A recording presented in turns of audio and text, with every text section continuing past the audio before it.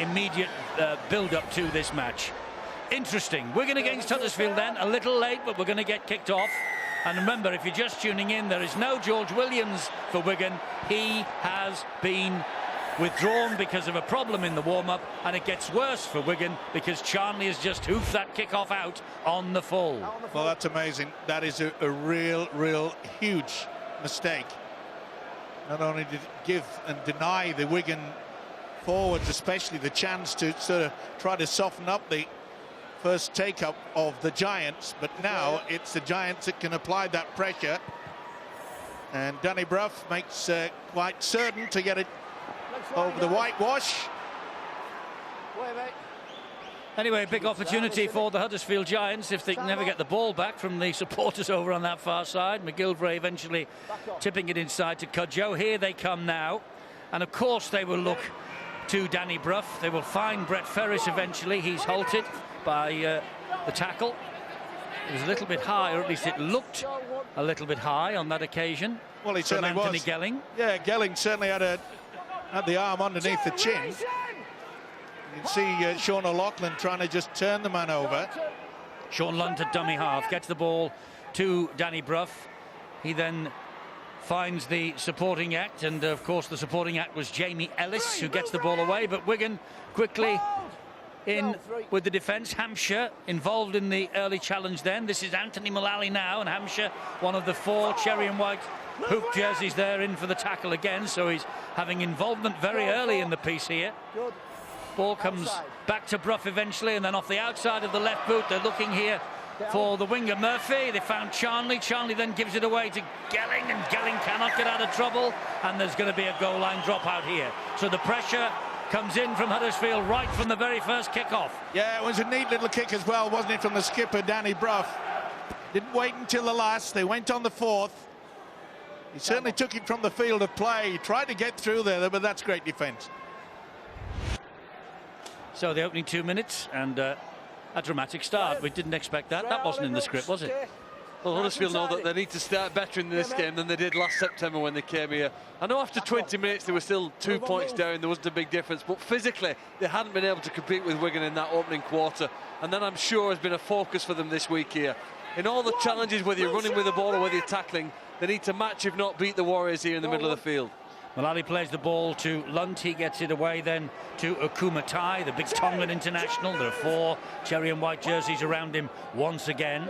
Lunt again at dummy half, and a little bit of a fumble from Craig Hubie. 11 years at Castleford for Hubie. This is his second appearance in the colours of Huddersfield Giants. Brough is attacking the line, gets the ball away to Brett Ferris.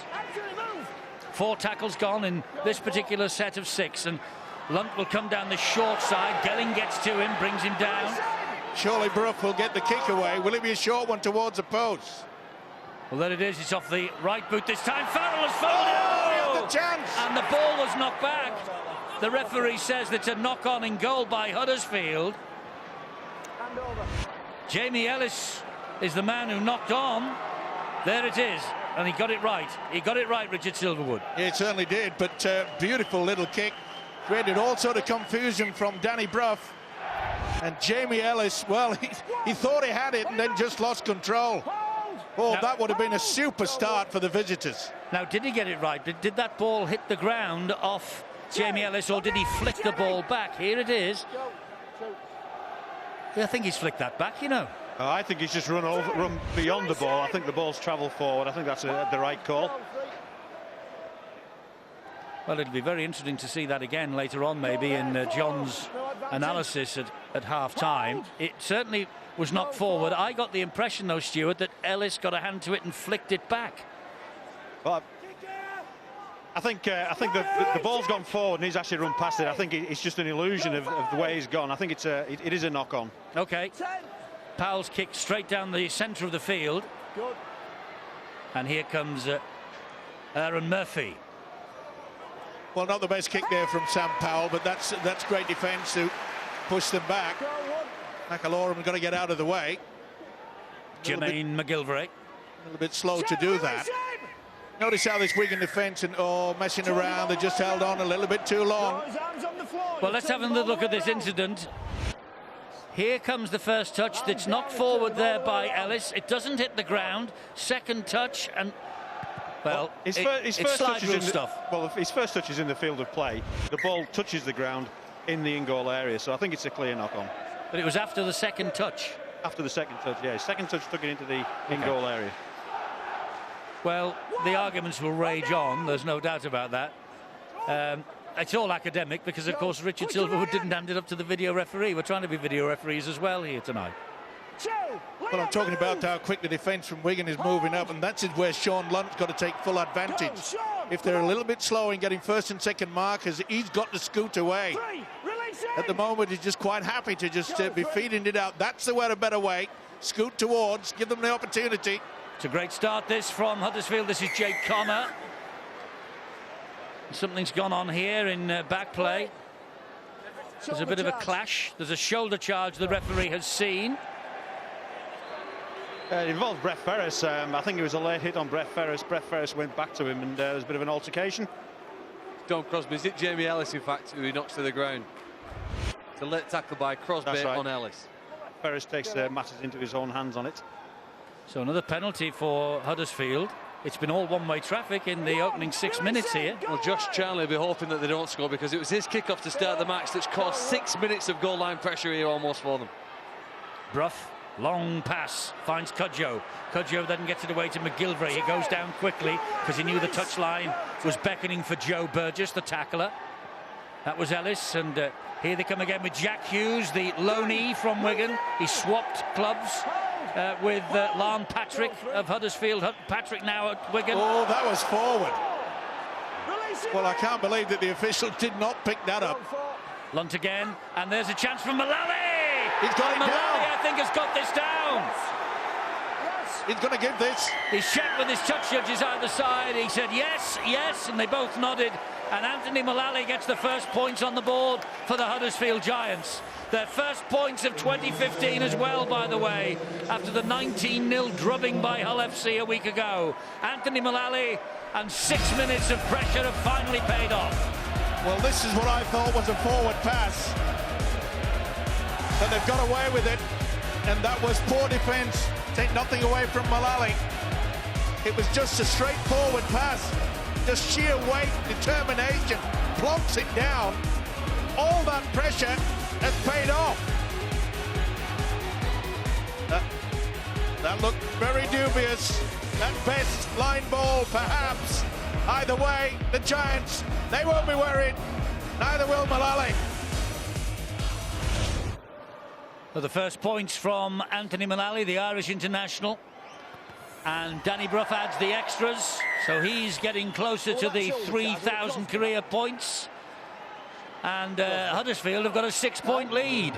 What a start for them. Disruption for Wigan, and it's paid off for Huddersfield.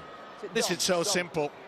It would perhaps be embarrassing for quite a few of those Wigan players.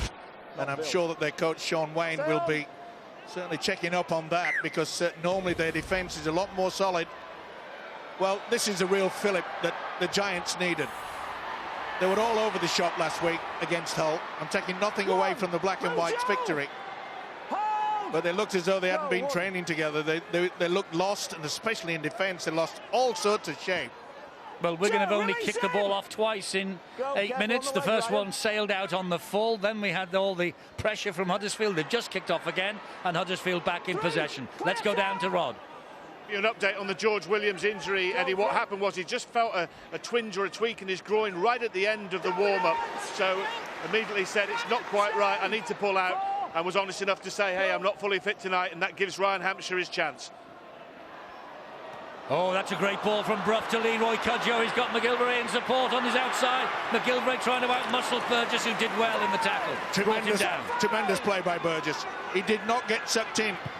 High crossfield kick from Danny Brough. Almost got snow on it. Charnley's underneath it. And for the first time, Wigan now will have use of the football after 9 minutes of this match. That was a real entanglement with Jake Connor. Yeah, but what a great take by Josh Charnley. He got it all wrong. He was on the downward slope. What's this? Oh, he had to go down and dive for it.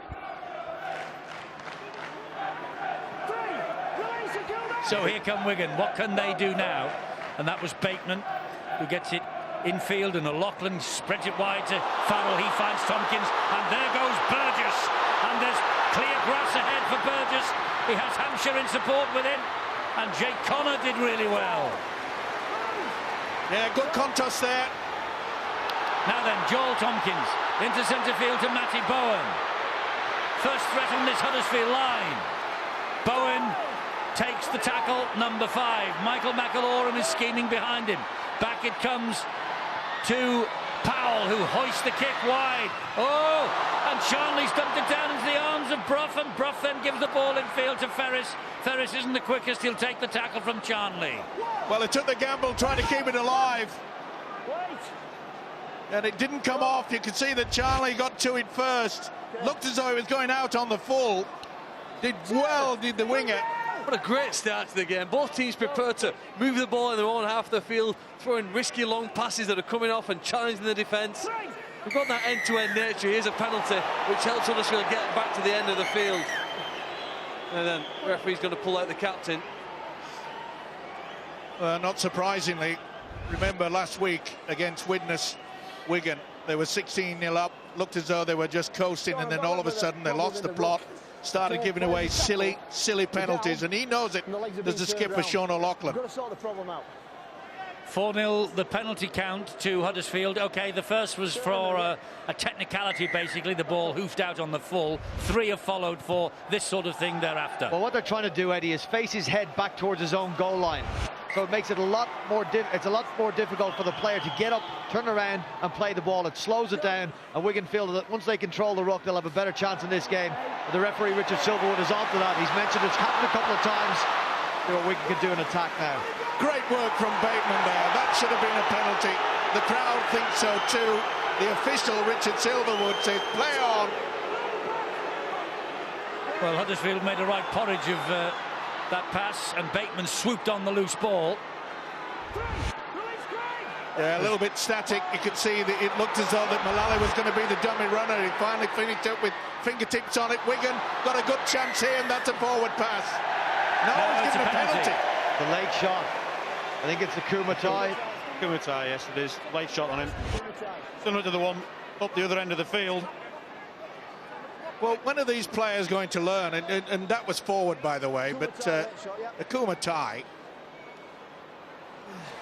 So here come Wigan with another set of 6, and Tompkins offloads in the tackle, finds McElaurum. Here comes Burgess. It was Cudjoe up top and Ellis round the ankles, and Burgess says, what about the smack in the face, sir? That was Hampshire, and here is Ryan Sutton. There are youngsters all over the park tonight for Wigan. McElaurum and Bateman takes it forward. He's got to within 8 metres of that Huddersfield line. McElaurum waits at dummy half. Fires the pass into centre field to Powell. Powell then attacks the line, gives it to Hampshire. Hampshire to Bowen. Wide to go to Burgess. Burgess is so close. Good work by McGilvray. Helped out by Cudjoe. 4 tackles gone, 2 remaining. Here's Hampshire again, good in his feet. Very good in his feet. Fires the pass to Bateman. Bateman then gets it further wide to Gelling. Oh, Gelling, it was over the top for Charnley.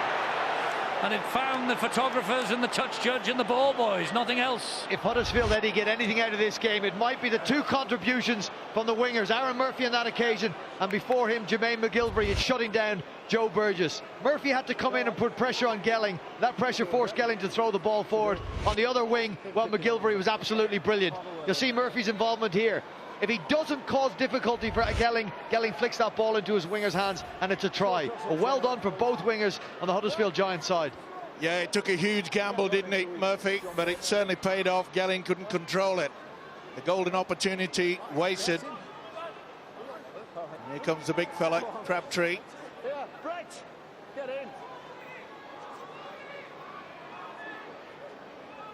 So Brough feeds the scrum. Lund from the back of it. Gives it to Ellis.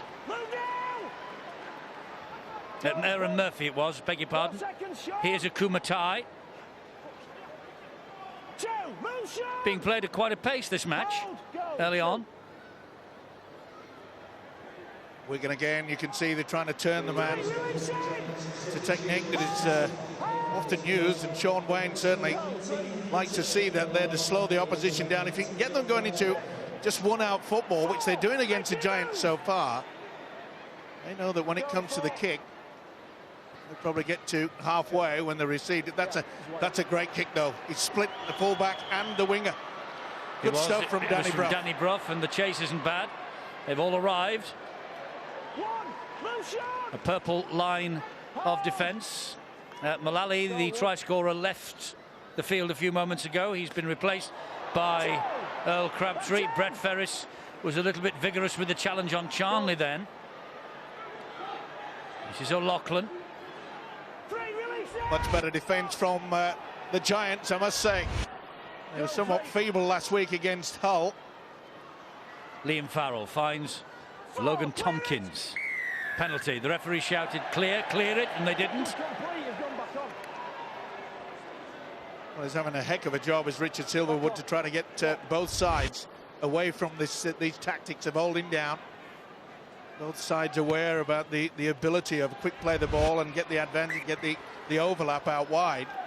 But that's what the game needs, Steve, at this stage. It needs the referee to step in, and I think he's doing a great job so far. The Giants only played one pre-season friendly. It was a 38-6 canter against Halifax on the 25th of January. Feeling in some quarters maybe they're a bit underdone last week in the game against Hull, who'd played 4. But they look pretty sharp tonight. Both sides do, to be fair. Yeah, it was amazing comment from the coach, Paul Anderson, that said we were a little bit underdone. Well, if he's a coach, should have made sure that they weren't underdone last week. That's a great kick, a little kick. Flick back. Oh, and I think that came off McGilvray. That could be a goal line dropout. He's going to go upstairs just to make sure. I'm going Stakes. I think it's come off Huddersfield. Because this is crucial. He's not offside. It looks as though it's going to be a poor kick. Yeah. Okay. Didn't he do well? Talk about a captain's knock. I think they're just trying to check to see what the restart is on this. It's certainly knocked backward by Sean O'Loughlin there, but does the ball go out before it touches the ball? I think he's actually dead before he plays the ball. They also need to know whether O'Loughlin's onside though, aren't they? I think Cudjoe. Is it Cudjoe that touches it? I'm just checking it, mate. McGilvray is the last. McGilvray, sorry. Sean O'Loughlin looks to be onside. McGilvray looked as though he's got a boot to it. McGilvray and shepherding the ball out. It looks like it might have come off his boot, whether intentionally or not. That imagines what they've ruled. It looks to be a dropout. For restarts, remember, they're only allowed a couple of looks. They've had those 2 looks, and they've decided to go with the decision of the referee, Richard Silverwood. Leeds are 6-0 up against Widnes in one of tonight's other 2 matches. Hull and Warrington also playing this evening. Here it's 6-0 to the Huddersfield Giants. Boy, that was a great dropout, wasn't it, by Danny Brough? You know, to get over the halfway line from there. It's a pretty big field here at the DW. That's a solid defence from Wardle on Bateman. He flew out of the line then. As soon as Bateman received the ball, he was on him. O'Loughlin and Powell and Bowen and Tompkins and Burgess. Burgess back to Joel Tompkins again. Great cover defence by the Giants. They get in there in numbers.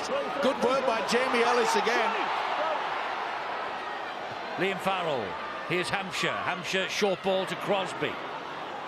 Crosby taking it forward to the 6-yard line for the soccer field.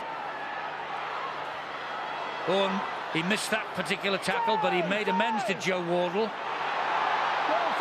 Got to be a good kick here. Bowen slides the kick in. Well picked up by Aaron Murphy. Boy, it was bouncing all over the place. Had the opportunity. It was the right option. And Matty Bowen is hurt. Well, it was a neat kick, wasn't it? And that was play on, because I think it hit one of the Giants. Yeah, the referee wants to look at this challenge, doesn't he, by Ferris on Bowen, but I think he's committed to that. In slow motion, it looks as though he's blocked him, but at full pace on the last tackle, I think he's committed to try and block the ball and block the man with the ball. Right. Yeah, I don't think he could be accused of maybe. Well, he tried to get out of it. To be fair, I don't think there's anything in that. I don't know whether the referee agrees because he's just called Brett Ferris to him. Yeah, it is. No. It's going to be a penalty here. It's going to be a penalty here, says the referee. I don't let the moment pass, Eddie, without complimenting Joe Wardle on his tackle in the play just before that. 6-on-4, the overlap in favour of the Wigan Warriors, and Wardle, you referenced the tackle that he made, flew out and shut the play down. Brilliant bit of defending from the left edge defender for Huddersfield.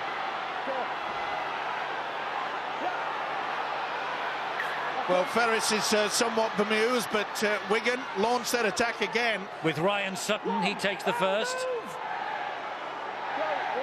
This is McIlaurin again. Back he comes from Powell to Hampshire, for Bowen to Joel Tompkins. And Joel Tompkins gets over for the try. He checks again with both touch judges. They're all happy. And Joel Tompkins, he scored last week against Widnes. The first try of Super League 20, actually 8 minutes into the game.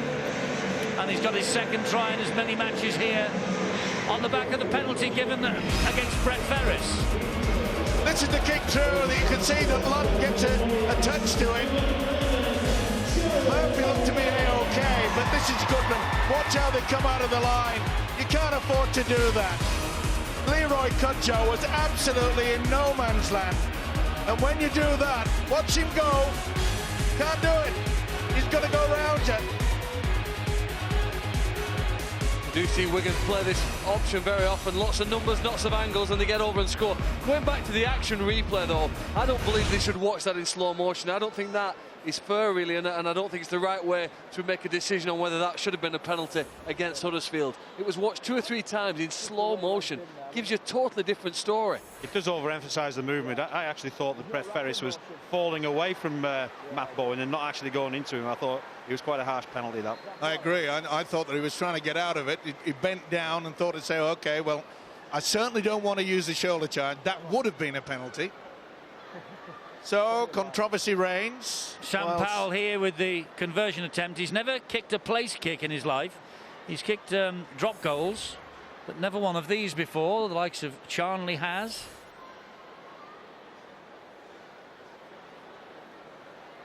Here comes Powell with the first conversion, and he's hooked it well wide.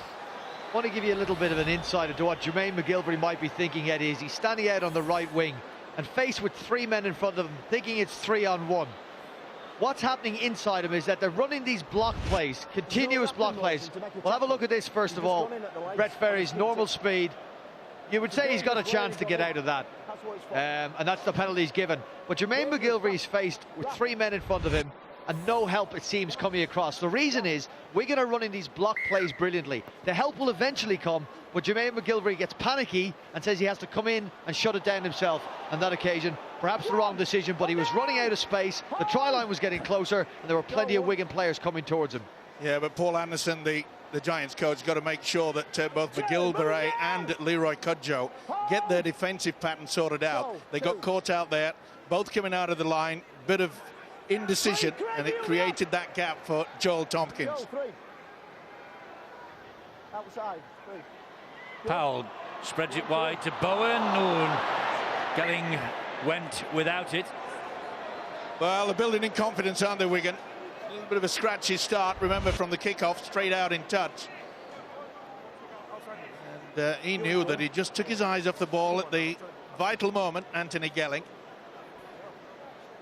Much to the displeasure of some of the fans. Knew there was a golden opportunity, so did he. Brett Ferris is still discussing that decision by Richard Silverwood, by the way, I think, for penalising him. Richard Silverwood's actually said that he penalised him because he wasn't going in with his arms in the tackle. He was falling over, wasn't he? Well, he was. I didn't think he was actually making a tackle. Jack Hughes here now for Huddersfield. Frustrated at the lack of game time at Wigan, so he's left for this season anyway. He and Lon Patrick switched clubs. That was Patrick great on the bench tonight for Wigan. Great defence there, Eddie. The Wigan. You see how they just slid across as one unit. No Big confusion. Earl Crabtree involved in that. 14 years at Huddersfield. Kumatai on the charge. Can't go anywhere without his legs. Bowen lifted him up, put him down gently. Brough, flat ball. Ferris, good defence from Wigan again, right on their own line. Great work there, what it had to be from Sam Powell. It looked like the big fella was on his way over the line. Beautiful pass, but Sam Powell's right round the legs. Tremendous stuff. Well, now it's Huddersfield's turn to try and pen Wigan down near their own line in this set of 6. And away goes McIlaurin from dummy half. I think he was asking for a penalty there for offside at the markers. He's got a penalty anyway for interference on the ground. Him and Hubie exchanging views, frankly.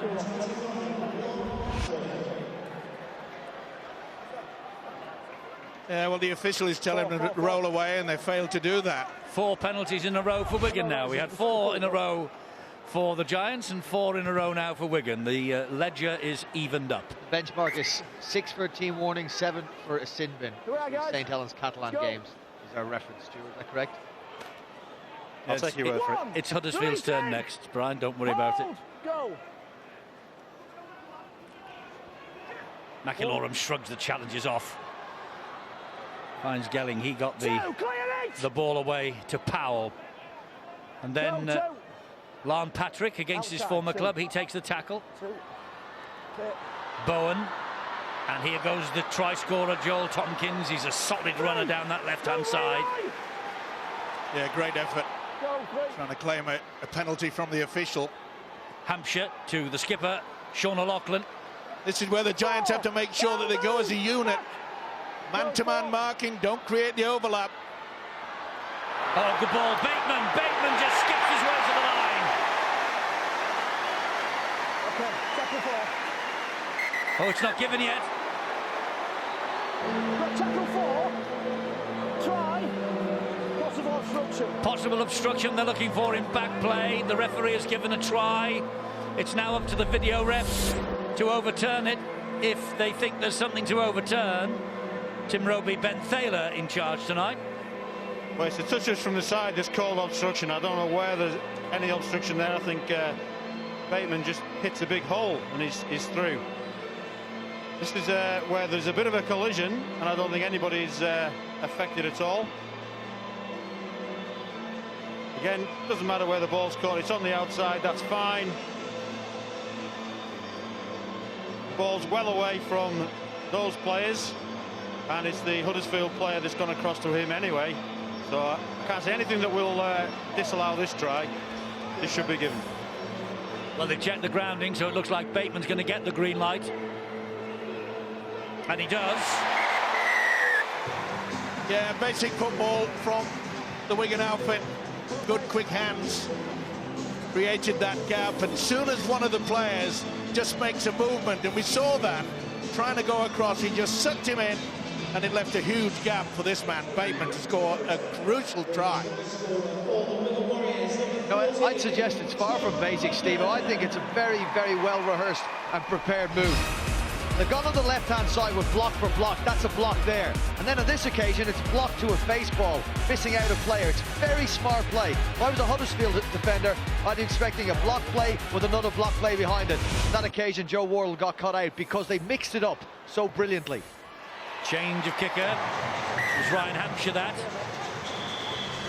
And Hampshire kicks the goal, and Wigan now have the lead 10 points to 6.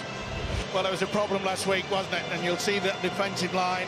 Ferris went in, never made real contact, never made any influence in regards to the defensive line, much to the pleasure of the fans yet again. They've taken the lead thanks to this fella.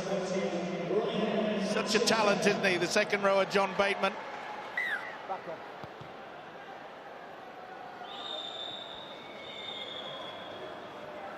Just caught a quick glimpse of George Williams there, who was in and then out of the team tonight. There he is, having to watch from the stands now. Warrington is 6 up at Hull. 25 minutes of this match gone. Farrell has had a bang on the head, and Earl Crabtree immediately calls for assistance. Well, they sort of put him in this position where you sometimes get what they call a crusher tackle, where a player's been turned and you know, the pressure's applied to the back of the neck. I don't think there's anything deliberate in what he's done. But I think I think he's just managed to release his head before there's any danger to the neck. I think there might have just been a slight collision with the heads as well. Either way, he looks A-OK. Tough hombre. Oh, that's a big error.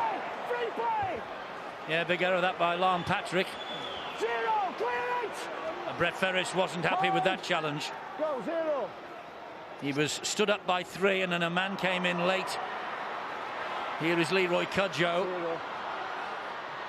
This is a good run from Jack Hughes. That's a great ball from Hughes. And Ellis is not tackled and will score. Yep, it should be given. O'Loughlin is leading the protests. And the try is given.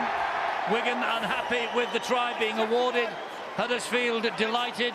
And Jamie Ellis even more so. Right under the sticks for Ellis. Playing for his 5th club. From Castleford with Hubie in the close season. And Ellis, his first try of 2015. It was a shocking error from Lon Patrick, playing against his old club.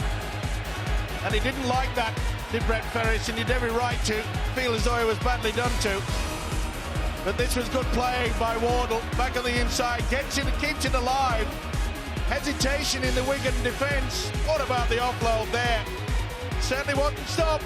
Certainly wasn't tackled. He was still moving, was Ellis. Brilliant play from Jack Hughes. I didn't know he had this rugby in him. I've seen him in the past as a hard-working player. But great awareness and skills. And Eddie, I know you don't like it when players appeal to the referee afterwards for a decision or to refer to the video referee. But that was a very brave decision by the referee. He didn't take any notice of what was said to him and awarded the try. I couldn't see anything wrong with it, frankly, could you? I didn't think there was a hand on the man who was on the ground. Didn't look like it, Stuart. I think they were claiming that he was tackled on the ground, but he was never held on the ground, so he could continue. That's how I called it. Yeah, and it was great work from Hughes. Amazing, isn't it? And Patrick, former Huddersfield player, and this guy, former Wigan, well, just bounces through. There was a hand on him. It comes down to whether the ball carrying arm is on the ground at the same time. I think it was the right call to carry on that one. Oh, there's a chicken wing there. There is a chicken wing tackle there. Yellow card. Yellow card here. Yes, he's on the way off the field is Sam Powell. He applied pressure to the joint of Earl Crabtree. Watch. There's the arm up. Powell has hold of him and he keeps pressing and keeps pressing. And that could have been very, very nasty indeed for Earl Crabtree. Yeah, and Crabtree didn't like it. Neither did the referee. He's given him 10 minutes in the bin. And neither did the Wigan coach, Sean Wayne, because he's really put his side under pressure. That was silly play. They'd already got the tackle well and truly under control. Didn't need to do that. Play, Steve-O. Not silly, it's dangerous play. So Wigan down to 12 men. And Ferris again standing up. And then Clubb came in as the 3rd man and caught him in the ribs, to be fair. It wasn't round the legs, which is the discussion we had on Boots and All on Wednesday, remember. Here's Cudjoe, now it's McGilvray. Good work by Joe Burgess yet again. He was not going to be sucked away from that sideline. Luke Robinson's on. Ellis, the try scorer. And Kopchak, he's on as well. Big changes off the bench by Paul Anderson. We could see a lot more running from Robinson. It's Brough. Back it comes to Connor.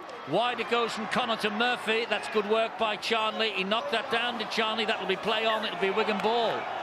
No, it won't, Eddie. It'll be Huddersfield ball. It was a Wigan player that got the hand to it. I thought the ball went backwards off the hand of Charnley. No?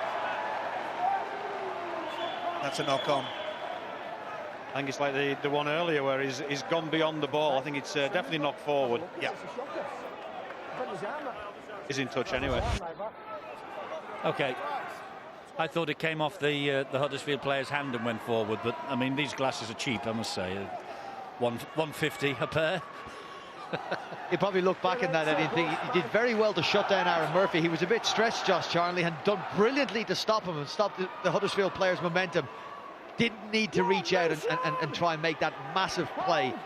Now what his team have to do is defend this set. I'm sure Josh Charnley will do everything he can to rectify the situation and make up for that. And I think it's a smart move by Paul Anderson, the coach of Huddersfield, to bring out Luke Robinson. He knows he needs a little bit more spark at the dummy half, and he's going to do it.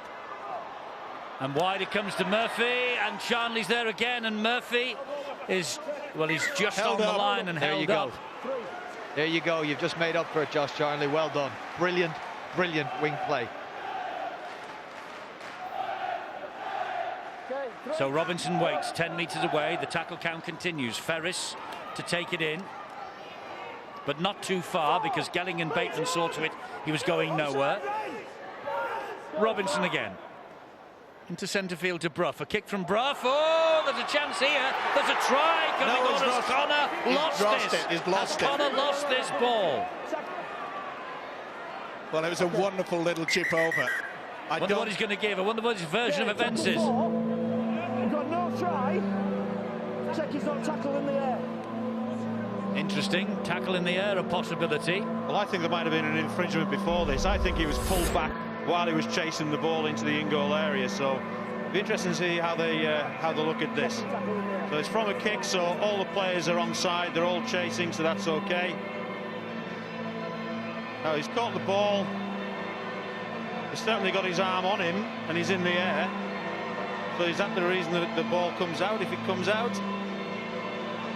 I think it's quite clear that a hand is on him while it's in the air. Would that be a penalty try then, Stuart? It could be a penalty try if they deemed that he would have caught it and dropped with the ball. I think there's still a bit for him to do while it's up there, so I think this will probably end up as a penalty. Well, hold on a second. He's got the ball in his hand. If you're saying he's tackled him in the air, it's got to be a penalty try. Well, I still think there's a lot for him to do with the player. He's got the ball in his hands. He's got to fall on the ground, Stuart. That's all. Oh, there's still a player. There's still a defender right on top of him. You know, it's not clear cut. He's not allowed to touch him, Stuart. This is what they're telling us. He's not allowed to touch him. All he's got to do is fall with that ball and he scores a try. You're saying he's fouled as he does that. That's a penalty try. He's fouled as he's done it, but he's still got to drop down to the ground. It's not clear cut. So what are you going to give, a penalty 10 metres out? I would give a penalty 10 metres out to Huddersfield. And it looks as though that is going to be the way, because here we go. No, they're giving a penalty. Back on the line. Is that a penalty in the act of scoring a try or not? Tackle in the air. You can award a penalty try if, in the opinion of the video referee, a try would have been scored. He's got to have fair certainty. All right, okay.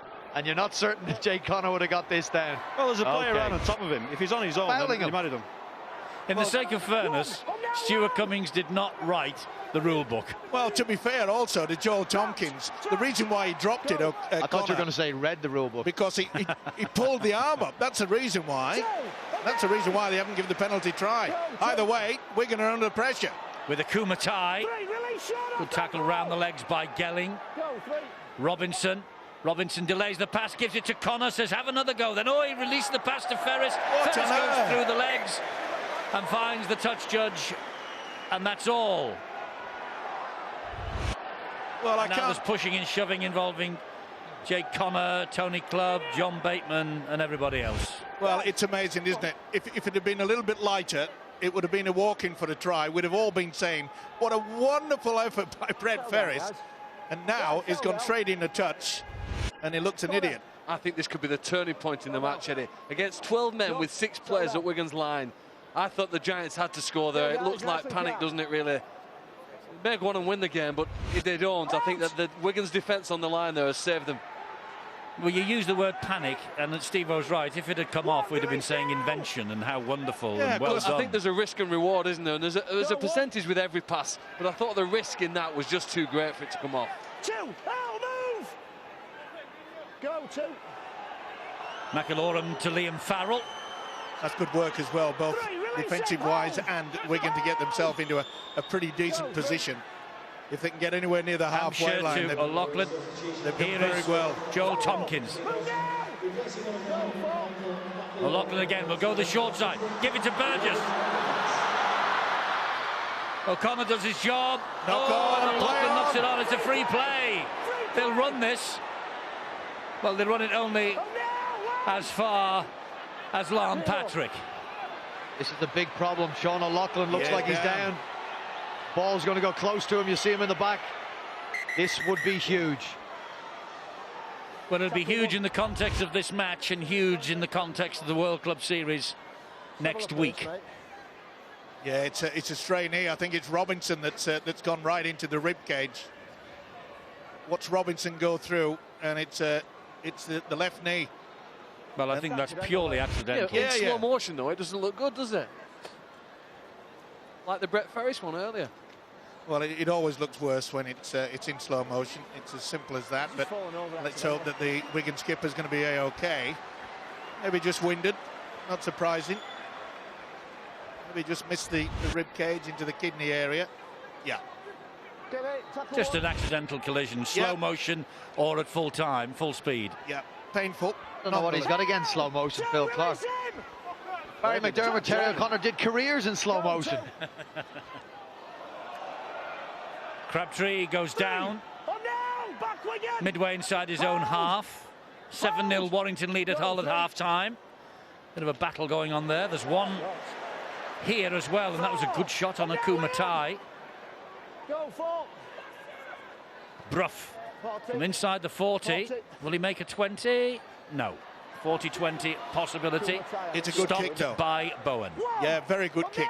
Make sure it's hit terra firma. Make sure that they get that extra metres forward. Few words expressed there by Matt Bowen. Oh, Gelling, he flicked that ball up, and that was a gift for Huddersfield. So this is a chance for the Giants. Well, they're becoming the worst enemy, Wigan. There's one thing trying to keep the ball alive and look fancy, but there's another thing in being concerned in keeping possession. 6 minutes to half-time. Crucial part of the game for the Giants with Brough. And he just lays the pass off. That's wonderful from Kopchak, and it was a very important tackle from Gelling. Could have been a penalty for the second effort. Here is Wardle. Oh, he's lost the ball. It goes backwards. Robinson back to one, says the referees. Wipe the tackle count down. Murphy is scratched to the floor by Charnley. That was touched by Charnley again. Here's Earl Crabtree now. He stands and then goes down. It's frantic Wigan defence, and he's conceded a penalty. Well, I'd go for the quick tap. I wouldn't worry about the 2 points. I know it would stretch the lead to 4, but I really would go for it. Go for the throw. He's made the decision, and I think it's the right one. That's what they're doing. Crabtree. Watch for the switch to the blind side. 5 minutes to half-time. As I say, frantic Wigan defence here to try and keep Huddersfield out. With Danny Brough. It's a good short ball from Ellis. Good drive of the legs as well. Oh, he was so close, wasn't he? So close, Jack Hughes, to a try on his return to this ground. Robinson now trying to scamper and scurry his way over. Well, there wasn't one Wigan player not in an offside position. They're all in front. Supposed to get behind the line. Oh, it's a great pass if he can get it out. Connor puts the ball on the end of his foot and finds Murphy. That's a beautifully crafted try by the Huddersfield Giants. Aaron Murphy. And how about the kick from young Jake Connor? Doesn't he have a big future in the game? We've watched him a few times, and every time we've seen him, we've been impressed. And look at this deft little kick. Unbelievable. Keep it alive. Connor knew that they had the numbers. Gelling was just trying to push him into the sideline. But this is a superb way to kick. And Murphy knew exactly what was going to happen. He knew who was there. Boy, they've taken control. Good offload there by Brett Ferris. And the fullback, the youngster, a lot of people thought it was going to be too much pressure for this Jake Connor. Not according to this man, Paul Anderson.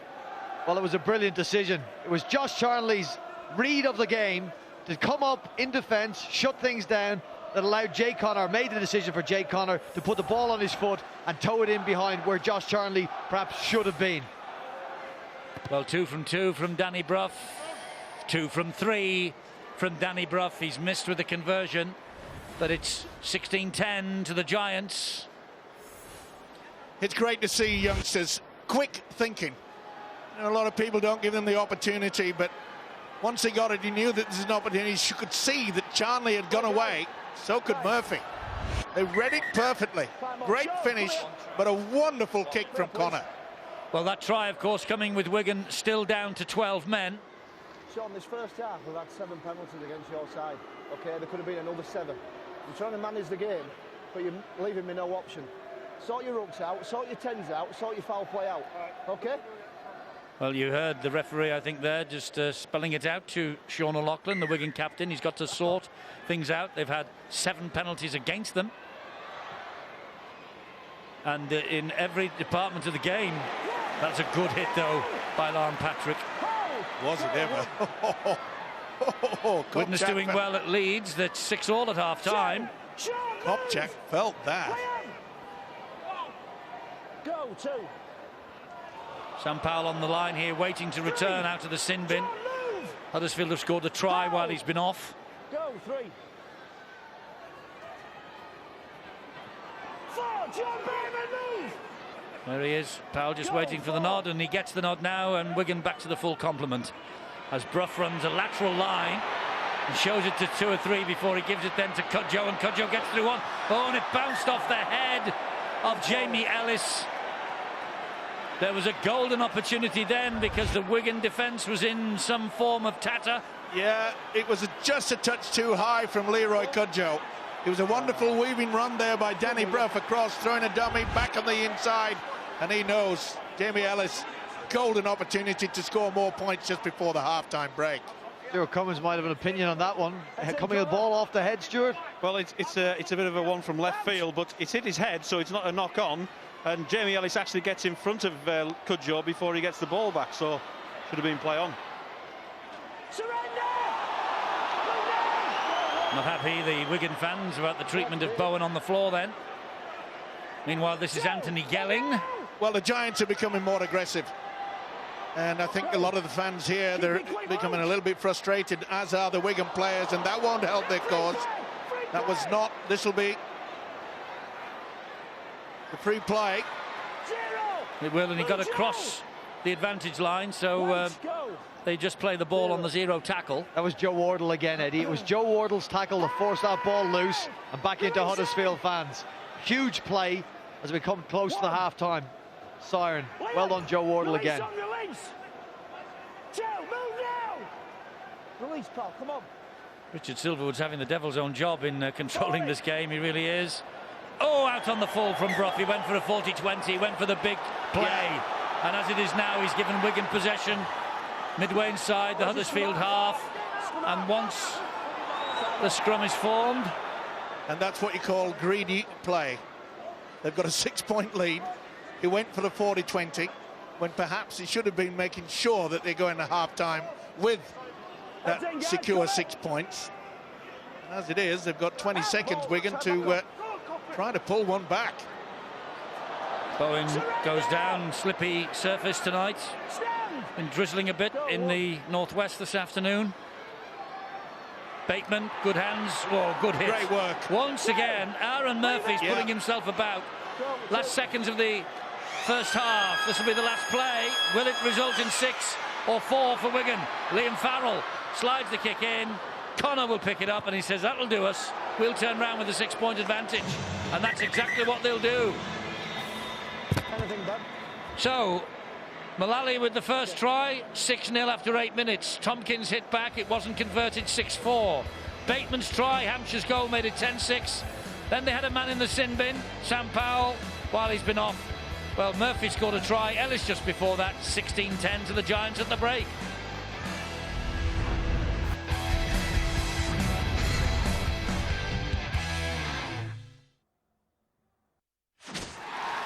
Ladbrokes, proud sponsor of the Super League on Sky Sports.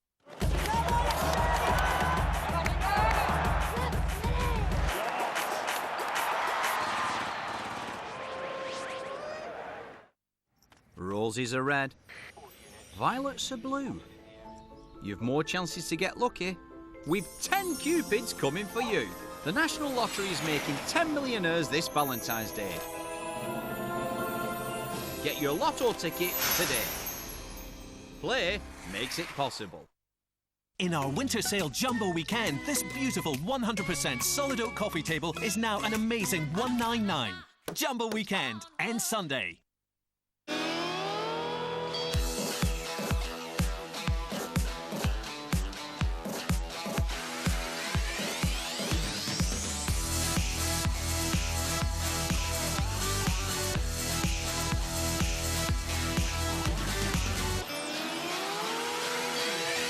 stealing attention. The new Skoda Fabia. What car of the year 2015? Skoda. Simply clever. Our new windows have made such a difference. The house has never been warmer. If you want to get warm, get Safe Style. Get your 55% off windows and doors today. That's Usain Bolt, as you know. And where are they? Yeah, these playful little bundles right here, they are broad bandits. You probably didn't know that. Don't let their furry little faces fool you. You need to watch them. They'll have your gadgets. He's probably dreaming about, I don't know, slow-mo videos. Ah, there we go, you see? Yeah? Streaming that again for the 19th time. It's like they've got a sixth sense, isn't it? Before you know it, your phone's their phone. Ah, video calling. Now, all this endless pinching and swiping may leave you saying gadgetless, but it won't leave him internetless, because he's got super-fast fibre broadband from Virgin Media, the UK's best widely available broadband for streaming. Don't even think about it. They are thinking about it. Get the UK's best widely available broadband for streaming with Virgin Media. Experience the power of our network. Go online to find out more.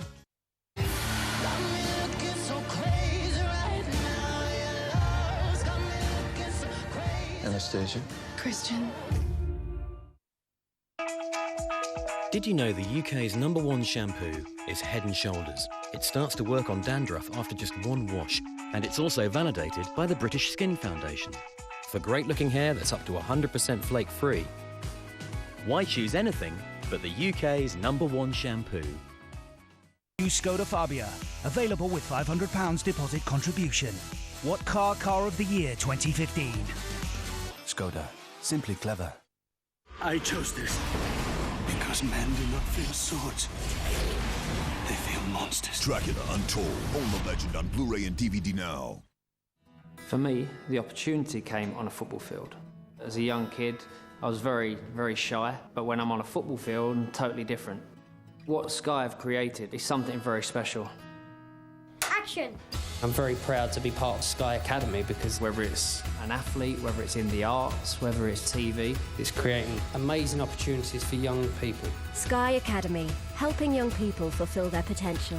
Find out more at sky.com/academy.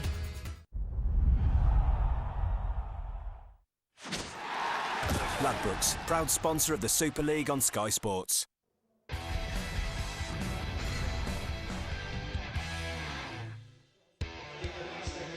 Now then, if you've missed any of Sky Atlantic's brand new and original drama Fortitude, you can catch up with the series so far on demand right now.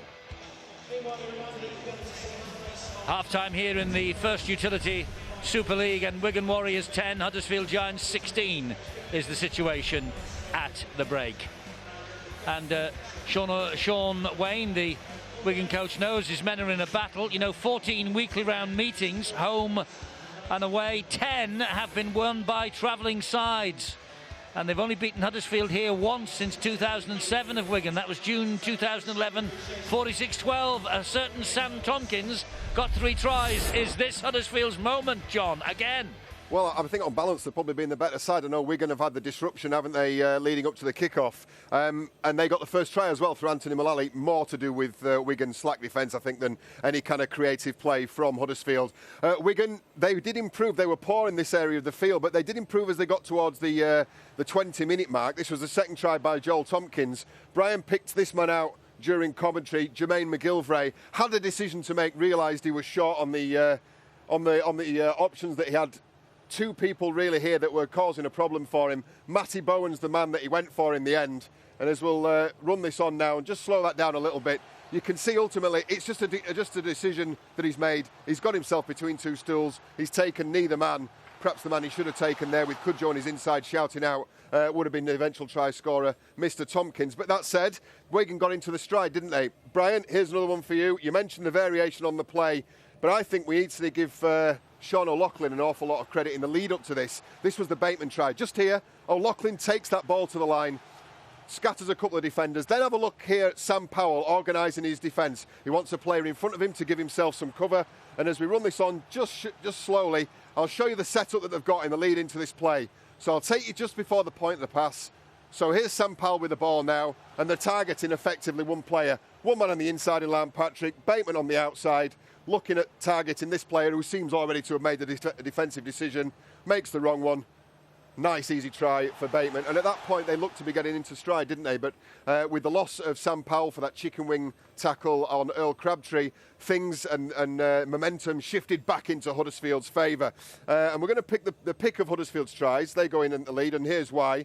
Danny Brough, here's the man here organising, and Brett Ferris at the bottom of your screen. I think this is pre-planned, very flat. I don't think the intention here for Brett Ferris was to run. It was what he did, and that's a turn-up ball to give a bit of second phase play. Let's have a look.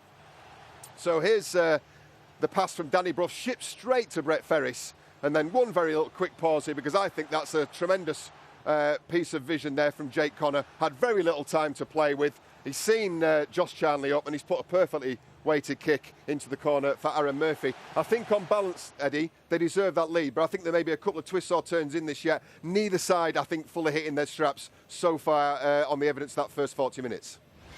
Thanks, John. Yeah, the Giants have got a record here against Wigan that no other team can match. They've won the last 3 in the weekly rounds and 6 of the last 7. Of course, they went out of the playoffs in a whimper last September, but they're doing really well tonight, and it's a good contest, this. Wigan against Huddersfield, second half next.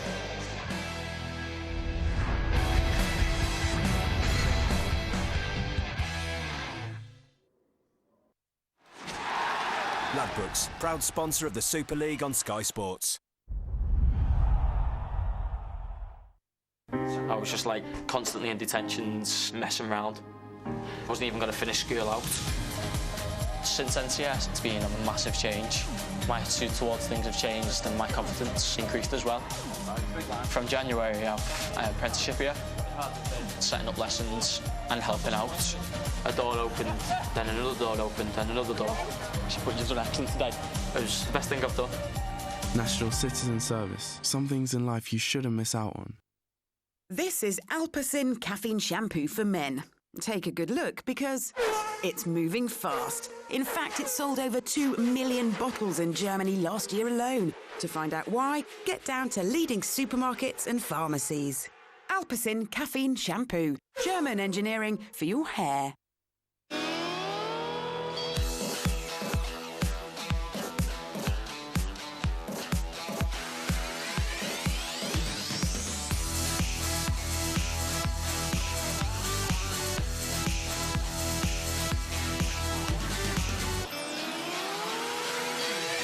Stealing attention.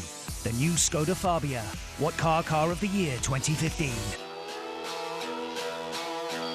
Skoda. Simply clever. I was like most blokes, ballroom dancing. You're having a laugh, but I've given it a bash. Now I'm hooked. Mind you, all this gear doesn't come cheap. Still, Aviva saved me a few quid on my car insurance. Quality rhinestones didn't grow on trees, you know. 5-star car insurance from just £185, direct from Aviva. Mr. Gray will see you now. Welcome to my world. Nivea Men Stress Protect Deodorant. Proven protection even in stressful situations. Lads, we're late. Works against stress sweating.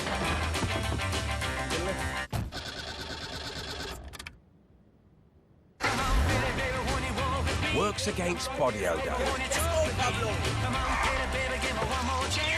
Nivea Man Stress Protect Deodorant. Nivea Man, it starts with you. Rick Evans wrote, "Bet placed, got my lucky pants on, Paddy." Oh, we hear you, Rick. And let's hope the big number 9 is feeling lucky too. He's a superstitious fella. Heck of a routine, this. Look, down to the ground, kiss of the left wrist, kiss of the ring, looks up to the sky, and oh! What a strike! That'll be 3 weeks out at least. This chaos is why you need one of Paddy Power's amazing offers, like a massive 20% bonus on all 5-fold and up accumulators. That's your winnings plus a 20% bonus on top. Download the app and bet now. The new Skoda Fabia. Available with £500 deposit contribution. What car of the year 2015? Skoda. Simply clever. Available to buy or rent in Sky Store now. As you all know, my wife, Amy Elliott Dunn, disappeared 3 days ago.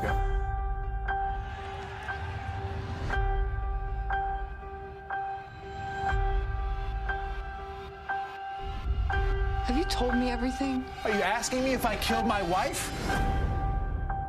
The Academy Award nominated Gone Girl. Available to buy or rent in Sky Store now.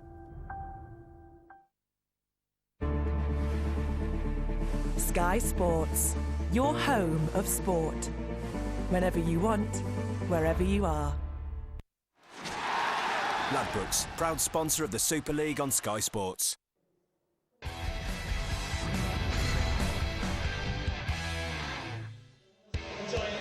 Third live match for you tomorrow, only on Sky Sports, on Sky Sports 3, in fact. 1:55 the start for the Catalan Dragons and the Castleford Tigers. Here at Wigan tonight, the Huddersfield Giants are ahead at half-time, 16-10. Phil, what do the stats tell us? Well, when you look at the possession Wigan have, these are the play the ball they've had. They're running, of course, from left to right. Just a total of 51. 13 on the right-hand side and the opposition 20 because they made 6 errors with the ball. But they did make far more ground when they had it. Just not looked after it well enough. Huddersfield, well, you wouldn't be surprised here. They've had far more of the possession because of the penalties. 67 in total. And 29 of them, all those numbers on the left-hand side, on or near to Wigan's try line. You'd have perhaps expected them to be a little bit further ahead. But we've got a great second half. Yes, should be very entertaining, should be very interesting. Huddersfield are about to get this second half underway, courtesy of Danny Brough. Referee Richard Silverwood just waiting for the sign to get us underway in the second half. So here we go, and Brough with a high hanging kickoff, and Bowen is underneath it, and Wigan will look to score early, I think, in this second half. Let's get down to Rod, half-time news. Yeah, Huddersfield changing room from Paul Anderson and his coaching staff. They feel they're much sharper than they were last week. That game last week, you mentioned it, underdone. Well, they feel sharper, game sharp tonight, and just want to stick to their process. And the chat has been about doing the right thing and winning the first 3 tackles of each set of 6. Well, Wigan came out looking pretty determined and stern-faced. There's obviously been some stern words from Sean Wayne in the changing room, and it's all about cutting out the silly errors and keeping that penalty count down. It really is killing them, the penalty count against them in that first half.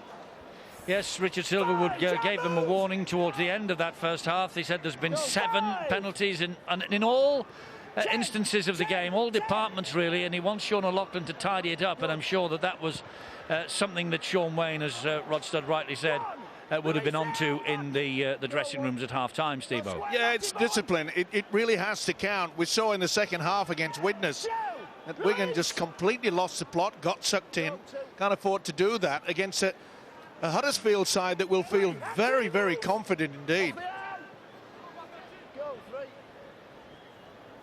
So here is Earl Crabtree, lead Widnes 10-6. It was 6 apiece at half-time.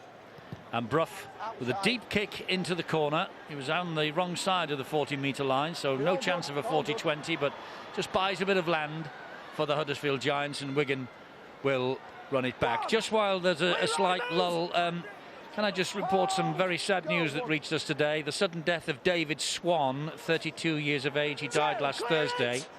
Swanee, as he was known, a well-known disabled fan and season ticket holder at Wigan. He supported the St Cuthbert's Amateur Rugby League Club as well, played international wheelchair rugby for England. Funeral is on Monday, next Monday, at St Cuthbert's in Wigan. And Swanee, he will be sadly missed by all of his friends and family, and our condolences here from Sky Sports as well. Well, another mistake by Wigan, certainly not helping their cause, but they've got to get that discipline, also get themselves sorted out, because they're running riot at the moment to the Giants. That's Joe Wardle held up just short of the line. Oh, Luke Robinson with a knock on. You can't believe it. He thought it went backwards, but he lost control, raises the arm. Yep, no doubt about it. That's a knock-on, and what a great relief it is for the home side. Do you know why he knocked it on? Because he touched it with the foot. Played it with his foot. Should have done. Stewart's attempted to play. Well, he's absolutely furious.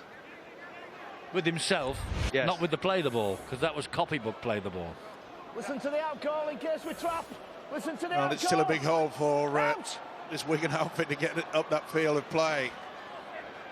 And what a difference it's been, isn't it? You know, they were woeful against Hull in their defensive pattern. You can see they're getting out of the blocks pretty quickly. Good bump from Tony Clubb and a few more vital metres made. Logan Tompkins now. Here is Liam Farrell, his younger brother Connor, England Academy Tourist of 2012, waiting to be introduced into the action by Sean Wayne sometime during this second half. There are plenty of youngsters out there, though. Is there space in the Wigan coach's mind for one more? Got to be careful, Huddersfield, not to give away a silly penalty so late in the tackle count. That's good defence. They're forcing the Cherry and Whites to just be one-out football. This has got to be a good kick and chase. Oh, it's good pressure. Oh, I'm not surprised that... well, sorry, I'm surprised that they've done that short one. They really needed distance, trying to just turn the Giants around. It was very easy for Craig Kopczak. Just plucked that out of the air. Here comes Crabtree now. What isn't easy for Huddersfield, Eddie, sorry, is to make ground with the ball here. Let's just see where they end at this set. Wigan's line speed and perhaps the intensity of their defence is breaking it so hard for Huddersfield in the first 4 minutes. If you just measure the ground made by both teams when they ran with the ball, it's massively in favour of the Wigan side. Kumatai, who he was almost through and he thought about releasing the pass, thought better of it. Robinson with a scamper from dummy half, gives it to Danny Brough. Brough then finds a Kumatai again. Bateman gets to him. It's a good tackle by him, helped out by Powell. Yeah, it certainly was. Powell made sure he couldn't offload. And Brough now with a kick into space for everyone to chase. And Burgess is the man who responds for Wigan in defence. He makes good ground across the field laterally, but not much forward. Oh, that was a big hit by Wardle as well. And Burgess felt that. Now it's Charnley's turn. The two wingers trying to get themselves into a pretty good position. Release now! Huddersfield hands all over the ball. They belong to Luke Robinson. Gelling. 3, release, Leroy! Go 3. Logan Tompkins. And Matty Bowen. They've done well of Huddersfield in the way that their defence and ensuring that there's no offloads late in the tackle. Hampshire got the ball away to Crosby. He gets Wigan over the halfway line. It's the last tackle, though, for the Cherry and Whites. And he's running it. Oh, it's not the best pass. It's not the best pass from Ryan Hampshire. It hasn't been a good opening 5 minutes of the second half, Eddie, but I'm getting the feeling this game is going to break open shortly. The two defences have been pretty good. Hampshire's flinging it out wide. You forgive him that. His entry into this match has been unusual, to say the least. Didn't expect to play. Joe Burgess might look at himself and his positioning, but I think this game is going to break open, Eddie. I'm not sure which side's going to do it, but I think these defences can't keep this tightness up for too much longer. You might see a break. Keep an eye on Danny Brough. Keep an eye on Liam Farrell. Mentioned all the Wigan youngsters who are out there today, and there's another one, Connor Farrell, waiting on the bench for his introduction. There are no less than 12 Wigan juniors who have progressed through the ranks at this club, involved in this match tonight for the Wigan Warriors. It's a remarkable record. That was a line ball there from Danny Brough, but you know, I've got to give a lot of praise to the Huddersfield coach, Paul Anderson, because he brought onto the field of play Luke Robinson, and he has changed this game around. Robinson has been a real firecracker, and that's very forward. I thought he was a line ball, but having seen it in slow motion. Start all right, guys. Nice and tidy. Ball finds its way into touch. We can go downstairs to Rod.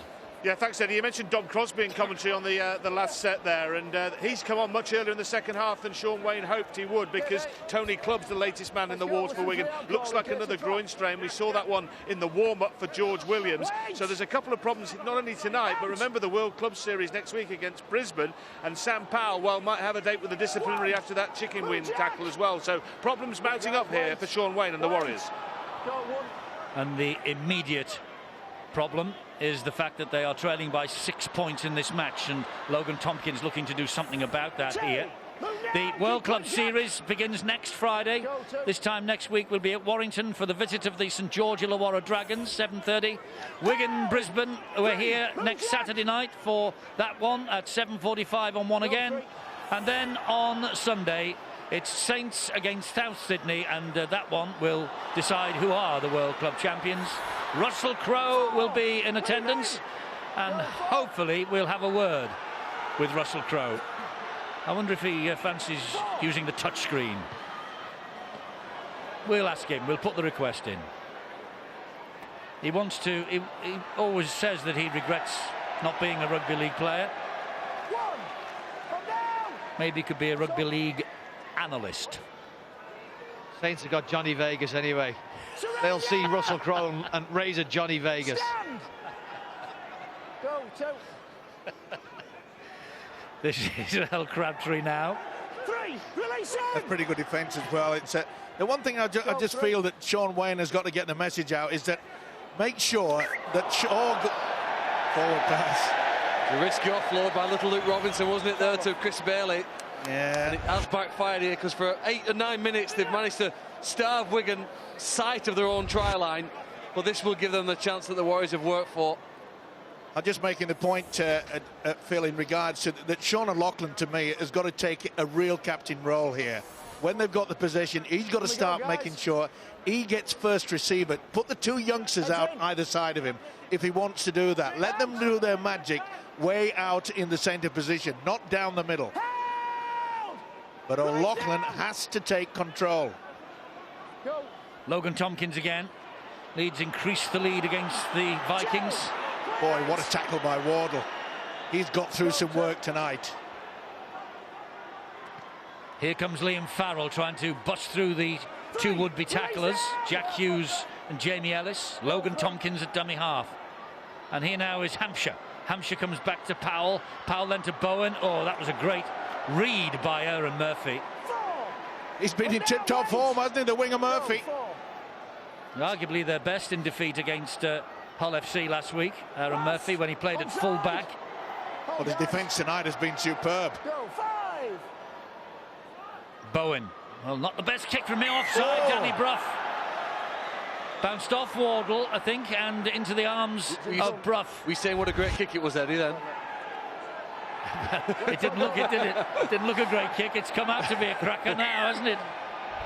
Well, a hesitation by Wardle just, it hit him and put Danny Brough in an offside position. More pressure. Yes, this is a chance for Wigan to draw level as Sean O'Loughlin goes down on the second tackle, bang underneath the Huddersfield sticks. Will pick himself up and play it to Logan Tompkins. Back it comes now to Powell. Powell looking to thread the kick through then, I think, or thread himself through the eye of the needle. Earl Crabtree gets to him. Quick play the ball. Tompkins. Here's Hampshire. Back he comes to Bowen. Now Joel Tompkins. And Joel Tompkins in for his second try of the match. Richard Silverwood gives it. Tompkins with all the strength in the world down this left-hand side. He caused problems in the first half. He got a try in the first half. He's increased his tally for the season to 3. And Wigan could be level in a moment. Steve-O, they've scored great tries through great structure and attack. We see how they got the ball back. Wigan have caused trouble with all the numbers they've brought. This is just poor defence from Leroy Cudjoe. He's an international player. He hasn't come up with international defence here on Joel Tompkins. All too easily shrugged off and gone out for the try. That's nothing to do with great attack. It's just poor defence. Yeah, went too high. Tompkins far too strong. You can't afford to do that. And he knows it. Tompkins has a real smile and a grin because he knows that that was a poor attempt. He should have gone low, and he's paid the price. And with this conversion, can they level the scores? Well, what an error it came about. Remember,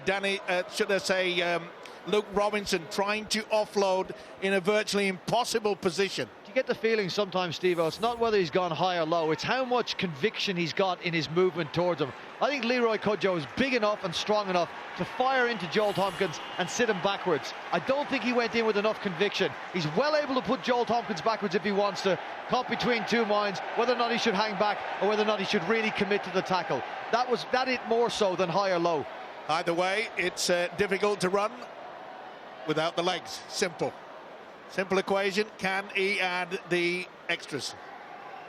Well, it's Ryan Hampshire, and just pulls it the wrong side of the posts. No Matty Smith, of course, he's suspended, so Hampshire taking the responsibility now. Yeah, it's good basic thinking. Get the ball out wide with a big fella, and he's making a real mess of the defensive quality there. And look at Joel Tompkins saying, "You miss me, man, you miss me." Well, he scored his first try since his return to the game from Rugby Union against Huddersfield Giants in the playoffs here last year. Whoops, and well, I don't think he'll get a contract with Wigan Athletic. No. You know what it is? It's a very clever kickoff though by Danny Brough. For too long, teams just kick the ball high in the air and make it an easy catch. He's made sure it's hit the ground. It's bounced and bobbled and been awkward. His first touch has let him down, and now it's Huddersfield who have the first touch of this ball. Trap a bag of cement. Got one missing. Of course, they don't play with the same shaped ball, do they? Out. The Athletic. Ferris. That's the pass away. One. Up now. 13 minutes of this second half gone then. First blood to Wigan in the try-scoring stakes. Craig Hubie. Oh, all did around well his face. Yeah, did well to hang on to that, Hubie. Trapped. Two. Backwards. And here is Connor. Jake Connor trying to weave his way through. Release Ryan. Three. That's got to be a penalty. Farrell's all. He never got anywhere out of the play the ball area. He can complain all he likes. Now remember, Ken Davey, the chairman and owner of the Giants, watching on. remember that Richard Silver would have given Wigan a warning in regards to these tactics. Oh, that's a great drive from Chris Bailey. Now will Sean Lunt throw the dummy and go on his own? Go. One. He's come in centre field. He's given it to Hubie, who has given it to Brough, and Wardle puts the ball down. Well, he's had a fine game as the centre Wardle, and he knows that that was a golden opportunity. Careful with that. Just hit the chin. If you score there, we're going no try then. Can't believe it. Don't run into him. No, they can miss the Wardle, and Danny Brough, who provided the pass. Did I just hear Richard Silverwood say if he'd have scored then it'd have been no try? Yeah, I think he believes there might have been an obstruction there, so if he believes that, perhaps he should have given it first time. Okay, boys. Out. Fair play, fair enough. Charnley. One. Up now. Well, I'd rather have a penalty than a scrum down, if you must know. And I think Sean Wayne, the Wigan coach, and the players would have wanted it too. Instead of having to drive it upfield, they could have got 30-40 metres down into the Giants' territory. Hold. Go. 3. 55 minutes of the match gone. Nothing in it. And Connor Farrell comes onto the field, and the man he replaces is the captain, Sean O'Loughlin. And here, meanwhile, is Liam Farrell. Goes down. O'Loughlin leaving the field. And if that's an eye to next week, surely not with a 2-point deficit to make. No, I think there's a problem. It looks as though there may be a problem for the loose forward. One. Up now. Oh, guys, wait. Stop. Wait. Go. One. Connor will play the ball to Ellis. Well, here is Cudjoe. Without their skipper, Eddie, Wigan really have to now really rely on the likes of Ryan Hampshire and Sam Powell to step up to the plate. That they've done very well so far, but found it difficult against this Giants defence. First involvement by Connor Farrell. Leave it. That's Brett Ferris struggling to get to his feet. Good. Here's Connor, gets it away to Cudjoe. That's great scrambling defence though by Wigan. They got over in numbers. Go. 5. Sean Lunt on the last. Brough with the kick, slides it towards the uprights. Bowen picks it up on his own line, and Brilliant Bowen, kick.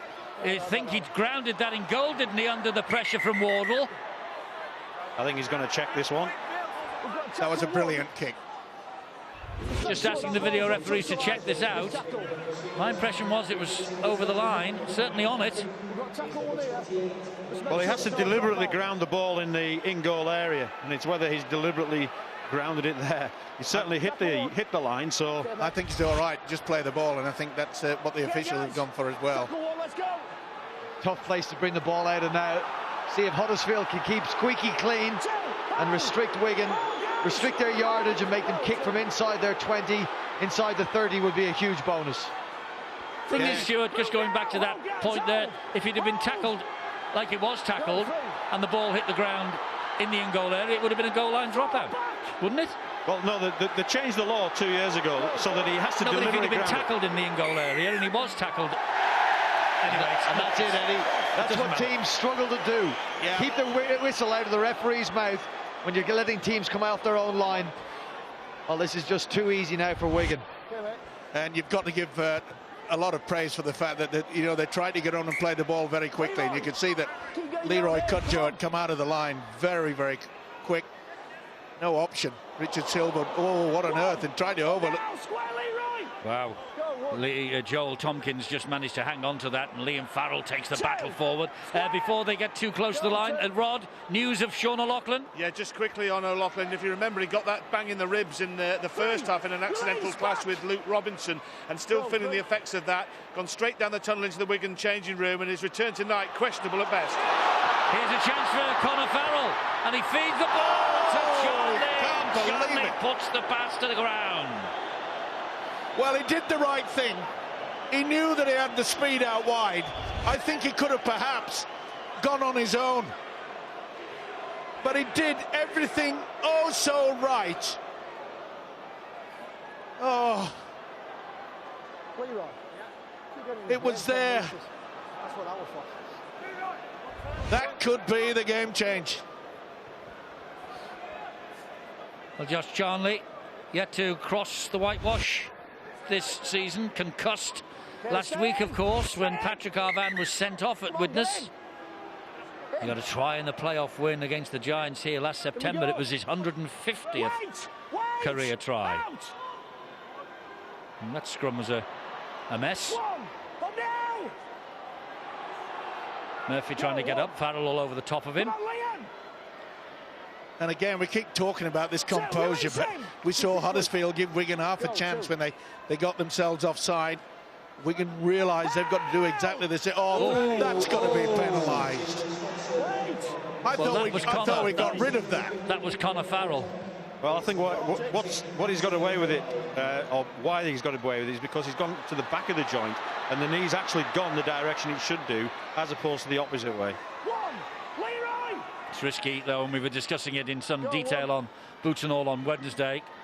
And Brian Carney made the point then that that could finish somebody's career, that sort of tackle. Yeah, it's too dangerous. Simple as that. Never mind whether they've got the knees going the right way or not. For the third man to come in like that when two are holding, it's not right.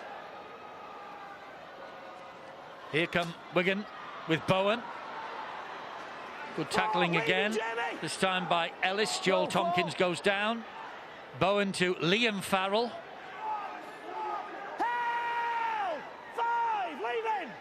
Referee shouted held, and he moved about 5 or 6 metres further forward then. And Powell will hoist the kick. That's high. That's really high. Whoa, and a contest. It's contested by Gelling, and he does well there, does Murphy, to get that ball back. Tremendous. It looked as though Gelling had it. Then Murphy just pinched it back. He had it. Then it was taken off him again. Oh, tremendous work there by Murphy. He's having a wow of a game. The Giants need Mullally back on the wing. Murphy did well out wide, but they do need the big fella because they've struggled to go forward, haven't they? Hubie tries it as well. Well, again, 3 men in the tackle. Nice offload out the back. This is the chance to get over the halfway line. And Ferris with a forward pass to Danny Brough. I can't believe it. Brett Ferris, that was lazy. I'm sorry. He really should have gone forward before offloading it. Forward pass. Was a pass not out to the other side? Josh Charnley was faced with two men. I think if Brett Ferris had gone left instead of going back in right and forward to Brough, I thought he got a bit more joy out of that. He could have taken a couple of steps, and he didn't. And it just made that Danny Brough was fractionally in front. Well, there's nothing in this match, obviously, with a 2-point advantage to Huddersfield. Shrill blast on the referee's whistle. No decision forthcoming. He just wants the scrum to form again. As I say, the earlier one just a few moments ago was a real scruff bag. It really was.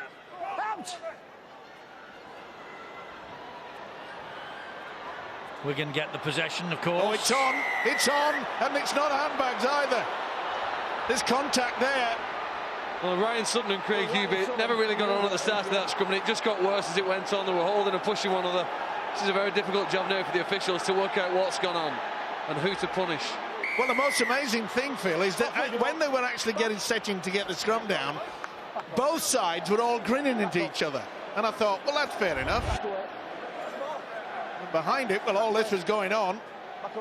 They were into it. I know, I'm just asking you to go back. Just go back, please. Well, sort that out. Hey! Back over there. Well, maybe Hubie was the first to raise the arm. Whether he made contact or not, I'm not right sure. In the old days when they weren't sure, they just used to put another scrum down, but I don't think that would be the best solution here. Guys, go back, please. Well, the toucher just said that he's seen Hubie throw a punch. But so that's the only thing I've heard so far. But what about Sutton? Did he use the head? Well, there's a couple of... Get him walking. 2 yellow cards, Brian. Get him walking. You got anything about you, Mr. Silverwood? You get him walking. We've got yeah. Well, he's aggrieved, is Sutton, that's for sure. Craig! It's going to be a penalty to Wigan, I think. One would think so, according to... Craig Hubie's in the bin. Or will they both go in the bin? I think you'll find that Ryan Sutton will be joining him. Ryan! Come here. Yep. Well, you happy now, Mr. Carney? He's got them walking. That was my little homage to the famous Mick Morgan. Get him walking. I think the Giants will do well if they don't concede a try here. They struggle when they have 13 defenders on the field. Wigan created overlaps. They're going to kick the ball to touch here now, aren't they? And have 6 players to score. Take the lead. Well, Powell has made sure. Sort of tapped each other. And while for Wigan. While the nerves are jangling in the Giants' ranks, this is where you can take advantage. Wait! Go, one. There's a push and a shove with Wardle and Gelling. Well, Gelling went for Wardle, and you're not supposed to be able to do that. McIlorum for Wigan. Back it comes. This is Hampshire. All offside. Huddersfield on their own line. Wigan inching ever closer. Wait. William! Should they kick for 2 points and level the match here, or they go for broke? They go for broke, with Joel Tompkins seeking a hat-trick. Going pretty close as well. This is desperation now from the Giants. McIlorum all along the ground, but again, offside and a hand in there as well. It's reaching round, Eddie, reaching round the ruck, just diving in to stop the acting half-back passing the ball away. The RFL have said they're going to outlaw that practice this year, and that's an example of it. Fair enough, so another penalty to Wigan. They start again. And this is Crosby. No, referee shouts held, down he goes. Will the likes of Hampshire or Powell do something a little bit different? McIlorum gets the pass away. That's Bateman. Boy, he's close. Joe, get out of there. Ferris has to roll away. Does. He gets back on the line. Just. There was a slap by Cudjoe. It's Hampshire. And his opposite number, Ellis, brings him down. Farrell all over him, pushing him away from the tackle. Powell tried to slide the kick in. Played out. There's 6 to go for Wigan. Gelling steps out of one challenge. Gets the ball away to Sam Powell. Danny Brough tracks him out towards the far side. This is immense pressure from Wigan. Wigan don't have to panic. Just make sure that they put the pressure on and maybe go for the kick at the end. Well, they've got plenty of tackles left in the bank, have Wigan, in this set of 6. McIlorum, Connor Farrell, down he goes. Short pass. Who's going to run as a dummy runner? That's going to be a penalty to Huddersfield because McIlorum moved in and flung Brett Ferris out of the way. Well, there's been quite a lot of that over the last 5 minutes. It's been scrappy. I wonder, Stuart, what would you do as a referee when you have this? You got 2 men in the bin. There's a lot of penalties in this game. The players are starting to give a bit of lip. What would you as a referee do to calm this down, to take control back of this game?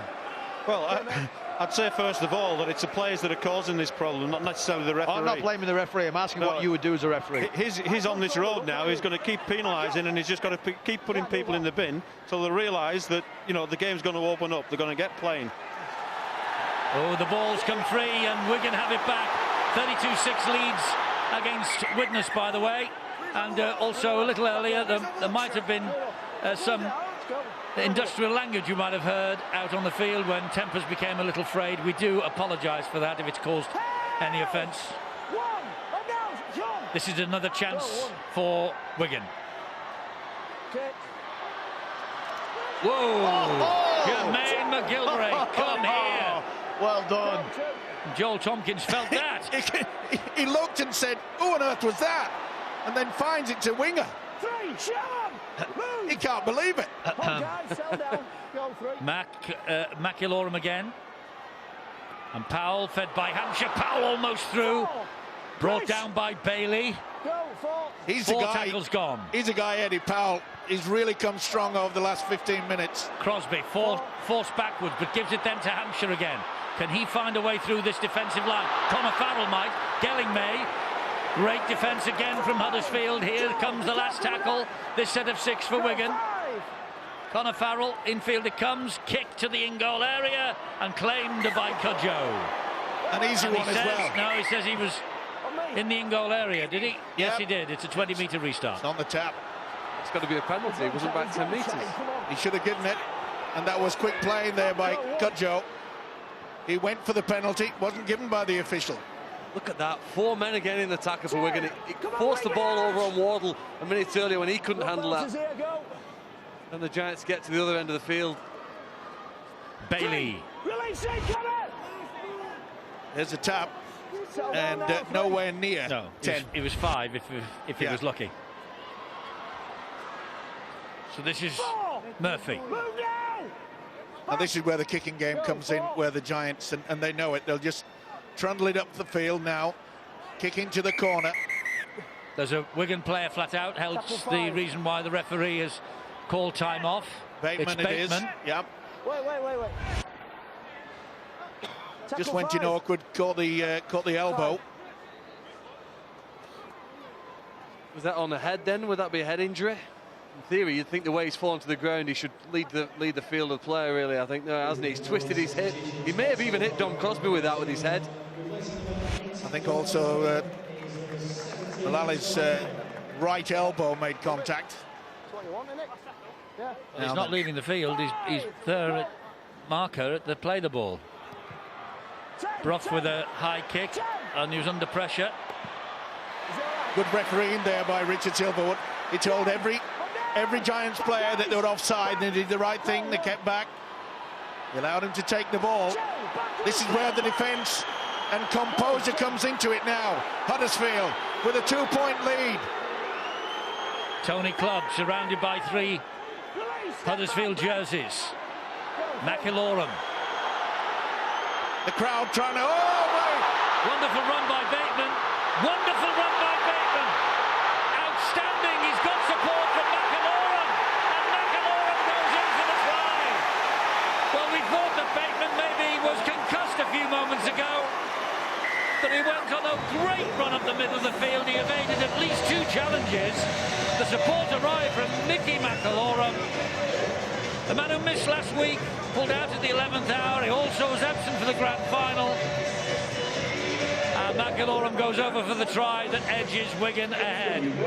Late in the game, is that the telling score? Eddie, that is superhuman. To pick himself off the ground, he looked to be in a bad way.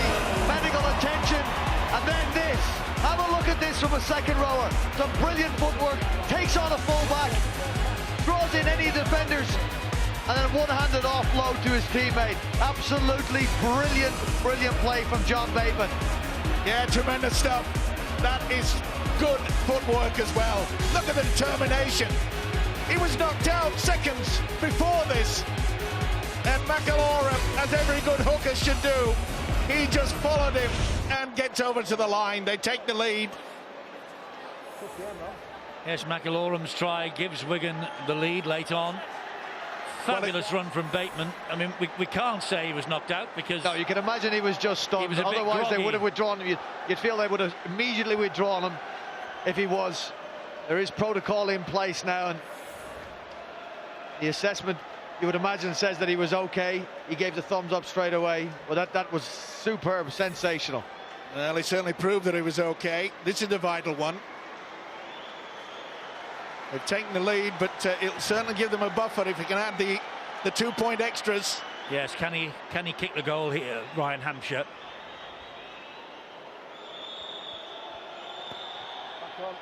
He's got a chance, he's got a chance. It's just the wrong side of the posts.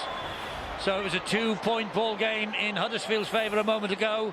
The pendulum swung, it's a 2-point ball game now in Wigan's favour. And there you see Bateman just out on the ground, and he's moving pretty quickly. But this is wonderful footwork, isn't it? Outstanding. Well, this could be the game breaker. This could be the moment that Wigan take those 2 vital points, and boy, won't they be vital. But Huddersfield will not be undone. There's still only 2 points away. Yes, it's not one yet. A credit Bateman, though, for the tracking run diagonally to force McIlroy to score out wide, to make the kick from Hampshire so difficult. So, 10 minutes remaining. Oh, a penalty to Wigan. That's manna from heaven. Hand on the ball. Yeah, the big fella Crabtree didn't get off him. And Joel Tompkins went up with a wry smile. Shake of the head from Crabtree, but this is a vital penalty. Leeds have beaten Widnes 38-6. Right, guys, wait. Go. And here comes Liam Farrell. Remember, both sides down to 12 men at the moment. Hold. Go. 1. Bateman again. 2. Going nowhere this time. Been a real battle, hasn't it, between Bateman and Brett Ferris. No love lost between those two. Connor Farrell. Chris, move. Go. 3. McIlroy. That's good play by the Oh, look at experience, that. okay. A 1-point win for Warrington at Hull FC. 7-6. The drop goal in the first half proving crucial. Gareth O'Brien with the drop goal from all accounts. Good read again, Eddie out wide. Leroy Cudjoe on that occasion. Powell with a high kick to the corner, looking for Charnley. Charnley sailed into the air, thinks it came off a Huddersfield player, and the referee has first of all agreed, and now he's just asking the video refs to check it out for him. I think it did come off a Huddersfield player. I think you'll find that Murphy's got his head to this. Yep. There'll be a dropout underneath the 6.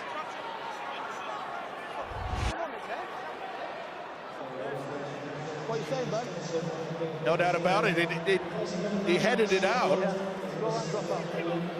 Stuart, I don't know whether we've got the microphone live to you. Is that fair enough off the head? And Sitting on the back.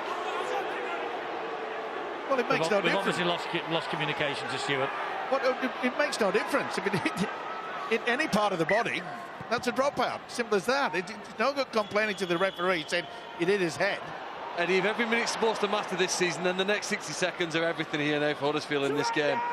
They have to prevent Wigan scoring to give themselves a chance, and somehow, I don't know whether they can come up with the energy, but Wigan just seem will have accelerate here now and then stay at this end of the field. They're looking for that score, though, to win the match and seal the 2 points. Well, they've got to control it, Wigan, now. And remember, they sort of lost the plot slightly against Widnes last week when they finished up a draw. And this is where the likes of McIlroy and the 2 youngsters, Hampshire and Powell, get this kicking game into the corner. Just drive the Giants back. Keep them down in their own red zone. Hold. Go. 4. McIlroy again into centre field to Bateman. Back it comes once more. Liam Farrell on the best pass. It found its way to Burgess, and 6 to go, says the referee. Was touched by another Huddersfield hand. It's been incessant, the pressure, incessant from Wigan towards the end of this match. They're going to get the reward. Yes, they are, I think. And it is Ryan Sutton. Ryan Sutton who scores the try that could easily win this match now for the Wigan Warriors.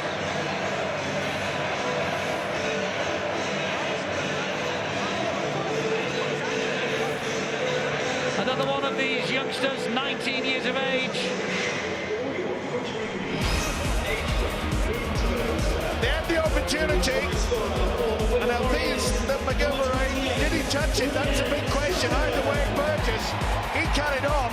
The official said it's back to 6. McIlaurin pulls through, and the big fella Sutton says we'll make it certain. Good work from McIlaurin, but what about the bruising run there from Sutton?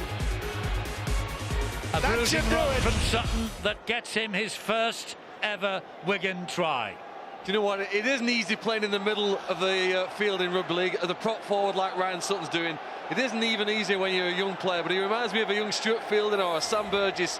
At such an early age, he doesn't look out of place. He can physically match it, and he's got a massive future here.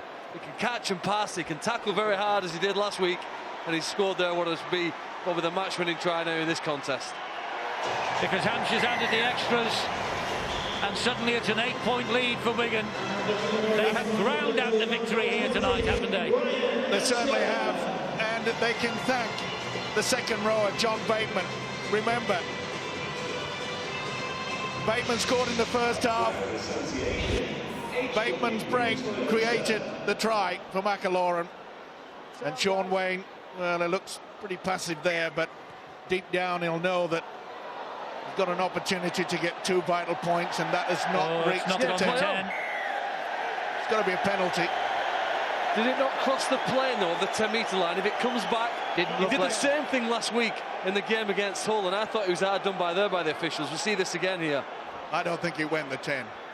As long as it crosses the plane, it's fine. Difficult to see there where it comes. It certainly bounces short of the line. And Richard Silver was in a great position, to be fair to him. He's judged that it hasn't gone there beyond the plane of the line. No, I just didn't have the momentum.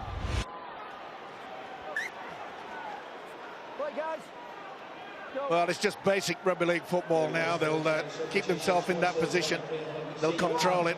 You'll be pleased, Sean Wayne, with the way that they've sort of come back into it.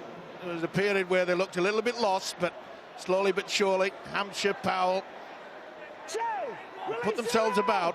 Well, Huddersfield clung on to the lead until the last 10 minutes of this game. And then McIlaurin's try and Sutton's try looks as though it has sealed their fate here at Wigan tonight. And Bateman keeps the ball alive and finds Hampshire. Hampshire then gives the ball to Gelling. And Gelling teases Danny Brough. And Brough and Wardle bring him down. Remember, it was a disrupted, disjointed start for Wigan. They lost George Williams in the warm-up. They had to make a very late change. And, well, they were a little bit out of sorts to begin with, but the last 10 minutes of the match really has won it for them. And the drop goal attempt is wide from Powell. Not a bad option, though, by the youngster. Well, I must say, late in the second half, both Powell and Hampshire, they really have stepped up to the plate. They should feel proud of themselves. I'm not sure what to make of Huddersfield so far. I went to watch them against Hull. Hull weren't brilliant, yet won 19-0. So you have to take that into consideration when assessing Huddersfield last week. This week, I don't think Wigan have been brilliant. They've had the disruption. They're missing players, in particular Matty Smith, out suspended. And Huddersfield look like they're going to come second best in this. Phil, 2 games in for the Giants, one of the strongest squads in the competition.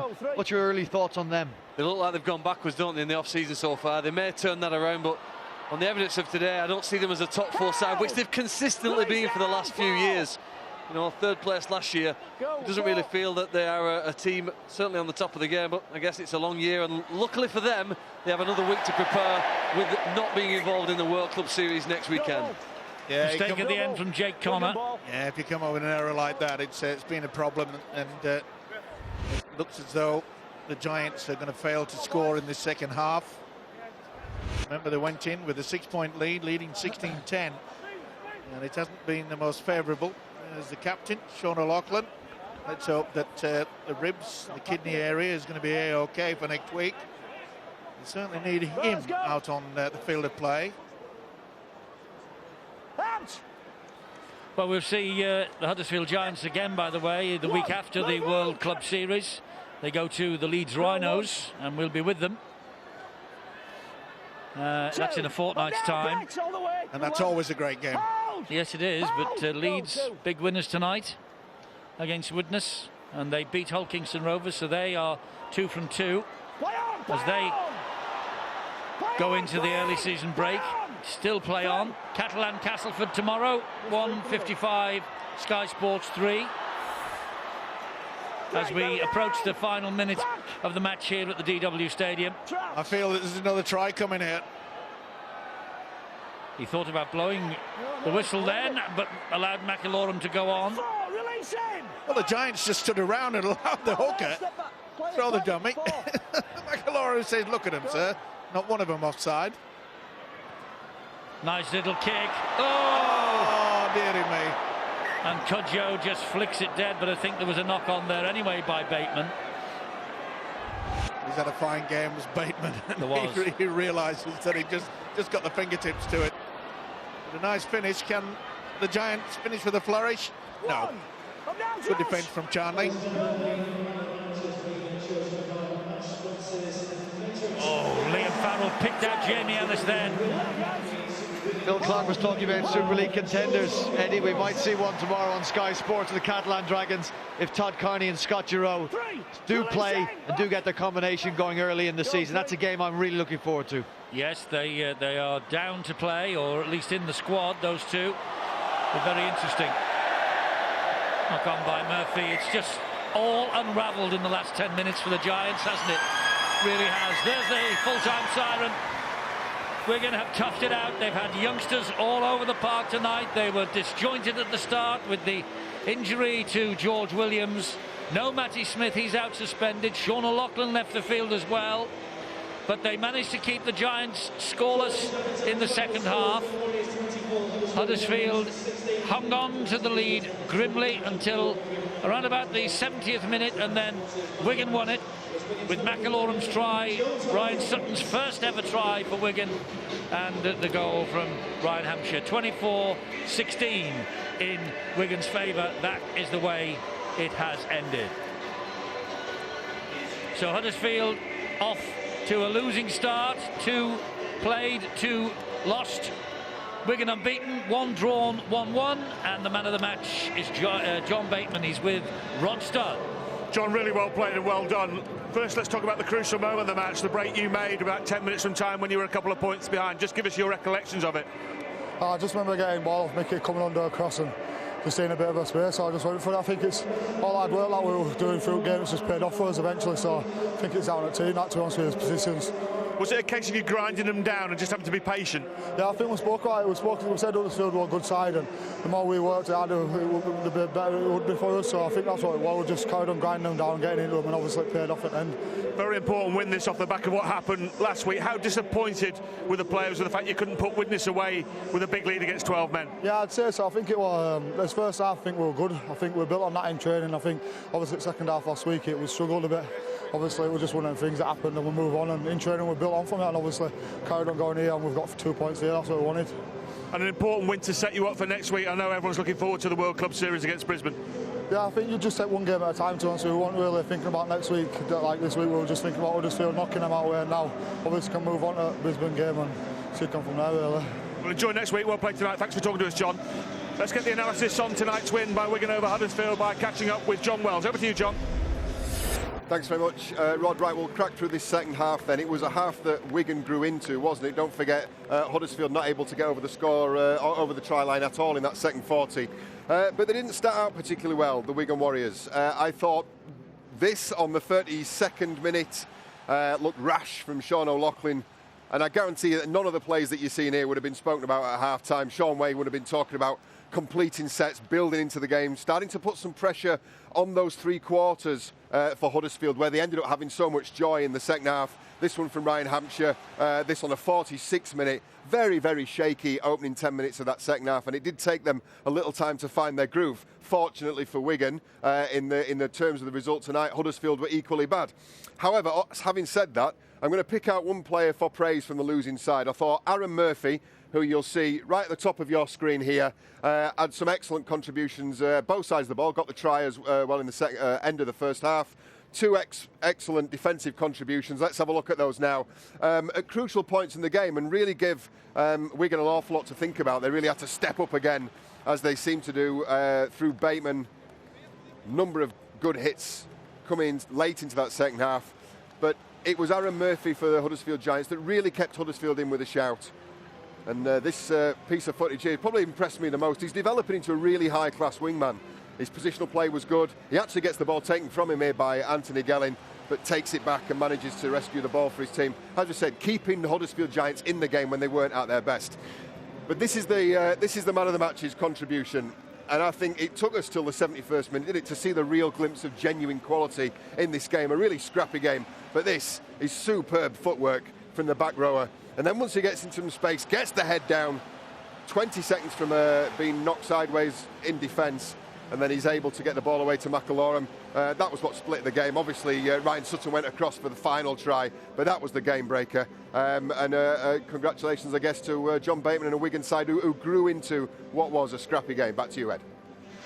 Thanks, John. Yes, Wigan have won the match for Huddersfield. Well, their last win was 17-16 against St Helens last September. The Leroy Cudjoe drop goal. It was Anderson's 50th win as a head coach. He's still looking for 51 at the start of 2015. But Wigan, they are unbeaten at the start of the season.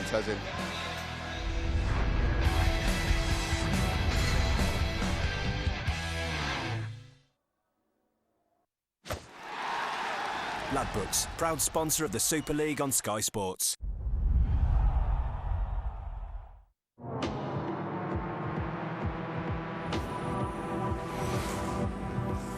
A beat,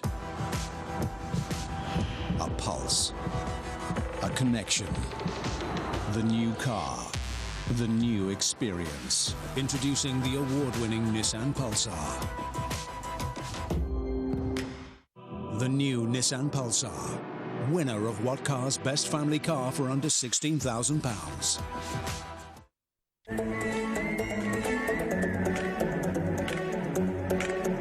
For more ways to meet new people, download the Match.com app and join free today. At StanJamesCasino.com, you can play 24/7 on PC, mobile and tablet. We have all your favourite table games. Over 150 slots with some of the biggest names and a chance to win £1 million anytime, day or night.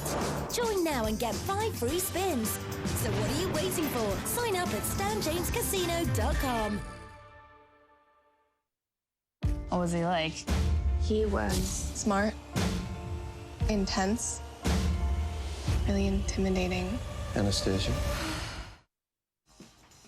That's Usain Bolt, as you know. And where are they? Yeah, these playful little bundles right here, they are broad bandits. You probably didn't know that. Don't let their furry little faces fool you. You need to watch them. They'll have your gadgets. He's probably dreaming about, I don't know, slow-mo videos. Ah, there we go, you see? Yeah? Why not? Streaming that again for the 19th time. It's like they've got a sixth sense, isn't it? Before you know it, your phone's their phone. Ah, video calling. Now, all this endless pinching and swiping may leave you saying gadgetless, but it won't leave him internetless, because he's got super-fast fibre broadband from Virgin Media, the UK's best widely available broadband for streaming. Don't even think about it. They are thinking about it. Get the UK's best widely available broadband for streaming with Virgin Media. Experience the power of our network. Go online to find out more. I was like most blokes, ballroom dancing. You're having a laugh, but I've given it a bash. Now I'm hooked. Mind you, all this gear doesn't come cheap. Still, Aviva saved me a few quid on my car insurance. Quality rhinestones didn't grow on trees, you know. 5-star car insurance from just £185. Direct. I'm Brian of Confused.com. Hi, little fella. Get your free Brian toy when you buy car or home insurance through Confused.com. I chose this because men do not feel swords. They feel monsters. Dracula Untold. Own the legend on Blu-ray and DVD now.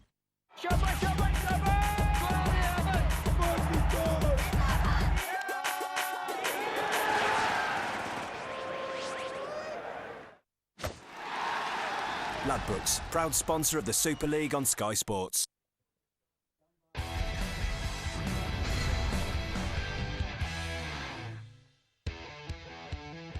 Well, a victory in the end here for the Wigan Warriors. 24 points to 16, the final score. Huddersfield, well, they held on grimly until the last 10 minutes, and then Wigan's power just saw them home. Joel Tompkins with 2 tries. Bateman, McAlorum and Sutton, his first ever for the club. Hampshire kicked a couple of goals. Mullally, Ellis and Murphy, Brough with 2 goals. Not quite enough for the Huddersfield Giants.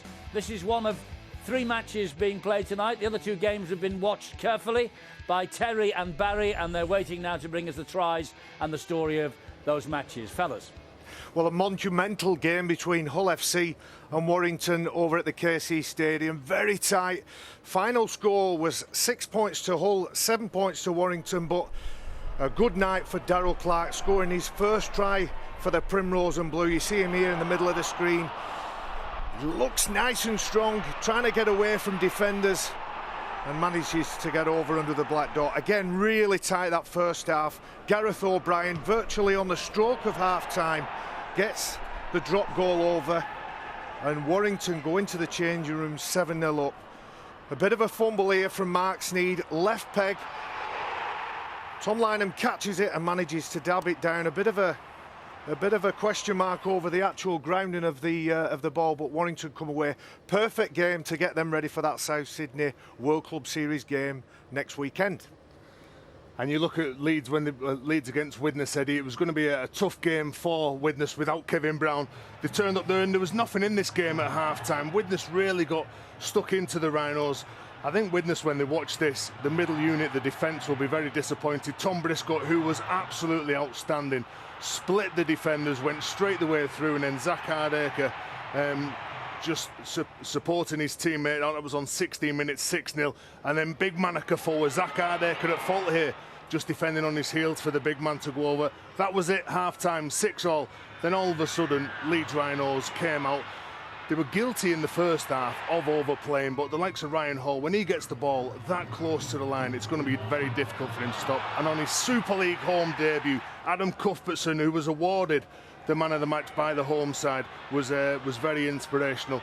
You look at normally Rob Burrow doing that, Paul Ayton skipping across, bouncing across all the Widnes defenders, pulling out the defenders out to the line, and then again, Tom Briscoe, look at the strength of this man. Not only is he quick, he is very, very strong, and people take him lightly at their peril. You've got Danny Maguire, you've got Kevin Sinfield. They're the players who've been around this club. They're the players who've made this club great over the years. The pressure there, and he's there poaching, as always. Danny Maguire goes in, 26 points to 6. Callum Watkins, good bit of skill here from Ryan Hall, who picks the ball up. He's looking to play. They're looking across, bouncing around. Widnes players jumping out the line. Kevin Sinfield, the composure that he has. And Tom Briscoe again passes the ball inside to a teammate. And not to be outdone, the captain, Kevin Sinfield, you've got to play on the front foot. And what Leeds Rhinos do, they play on the front foot, they support each other, they get excited. They scored 5 tries in the final 20 minutes. And again, that man, Tom Briscoe, he gets his arm free, and it ended up 38 points to 6 in favour of Leeds Rhinos. It was a tough day at the office for Widnes, and they couldn't back up the performance last week. There we are then, that's the story of the two other matches tonight. We've seen this one here, of course, going Wigan's way. Let's now hear from their coach, Sean Wayne. He's talking with Rod Studd. Sean, thanks for your time. What are your emotions at the end of all that? Because it was a tough night at Widnes and a tough first half here. Yeah, I think we did well to win the game. We were poor today. You know, I'm disappointed. I'm happy with the 2 points, but we can't perform like that again. We need to be better than that, especially next week. So, you know, different emotions. If I'm honest, we can and should play better than that. I don't care about the disruption to the team before the game. Them types of performances are not acceptable for me. But we got the 2 points. Just on that, I know you're not an excuse maker, we know that over many, many years, but you lose Matty Smith to suspension, that's okay, you can deal with that, but George Williams in the warm-up, so how much difference does that make at half, in all honesty? I'm not going to even mention that, because, you know, Ryan Hampshire needs to come in and control the game, and it was just too many errors. You know, our completions were poor and just poor skill. We made opportunities, but poor skill let us down. So, you know, very, very mixed emotions. You know, I'm really, really pleased with the 2 points because that was a must-win game, but absolutely not happy with the performance. You alluded to the World Club Series against Brisbane there. Just give us some thoughts on that, and particularly with the injuries you've got. I don't know how bad Sean O'Loughlin is. He went off early, and there were 1 or 2 others as well. Yeah, there was a few injuries today, and I'll check on them tomorrow. Lockie's got a problem with his knee. I don't know how bad it is, that, to be honest. But we need to play better next week. There's no question about that. But the positive thing is, you know, in the first half against Widnes and in spells today, we did really good things. But just lack consistency, and it's really frustrating me. And I'm going to tell the players that in a minute. Sure you will. Thanks for talking to us, Sean, and good luck flying the flag for Super League next week. Much appreciated. Thanks very much. Cheers. Yeah, good luck to Wigan and the other 2 in the World Club Series, but that's his view. What about Paul Anderson? He's now with Rod. Paul, thanks for coming out to talk to us. The first half went pretty much according to your script. What went wrong for you in the second half, do you think? I just thought with composure. When they were down to 12 men and we were down to 12 men, it was like touch and pass. It was a scrappy game.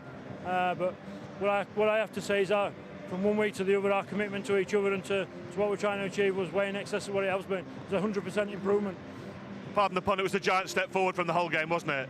Oh, massively. Anything was better than the last week, and came here against, once again, I thought that we just committed to each other. That was the thing. We for big periods of the game, we committed to each other, and once again, our fluency at times looked good, and then it didn't look good at times. So some things we're going to need to keep working on. You go away feeling a little bit positive from the performance, I'm sure, but with the new structure, it's only the top 4 in the end getting to the playoffs. So how much pressure are teams under if you do happen to drop the first 2? I'm just under pressure from myself to make sure we get this team right, and structures and things like that. Yeah, they're good, but that's 2 games. Thanks for talking to us, Paul. Appreciate it. 2 games, 2 defeats for Huddersfield. Wigan can take heart. They enter the World Club Series, Phil. Unbeaten. All right, a draw and a win. A scrappy draw and a scrappy win, but a win's a win in anyone's language. Yes, it was a close game, but it wasn't a good game, was it, really, for us, and a little bit disappointing. I just thought that in the second half, I mean, you only need to look at the scoreboard summary. It was 14 points to 0, the second half score alone to the home side, and I guess that was because of the possession they had. They stopped making the mistakes. They put pressure on Huddersfield, and at times, I don't think the Giants could match or even cope with the defensive intensity. I remember there was a tap penalty when you thought Huddersfield were going to be relieved, and they lost it on the very first play when Joe Wardle ran the ball forward.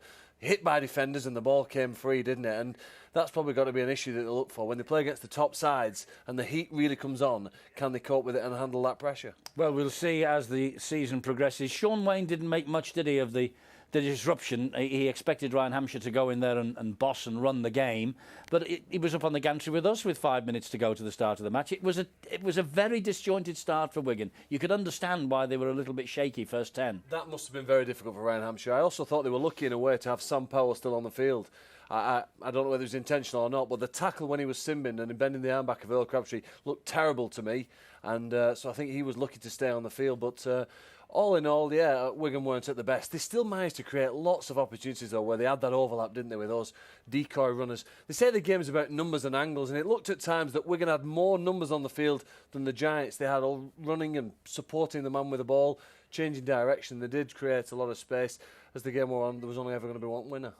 As Paul Anderson said, though, after last week, it could only get better, and they were better than last week. It is, but they've got 2 weeks now to get it a lot better. That might have been a big step up for them, but if they really do want to be a top 4 side, which they're clearly capable of, they've consistently done it over the last few years. Never been out of the top 8 for about 6 or 7 seasons. It would be a tragedy, wouldn't it? But they need to, I think, massively improve the performances. They're clearly capable of it.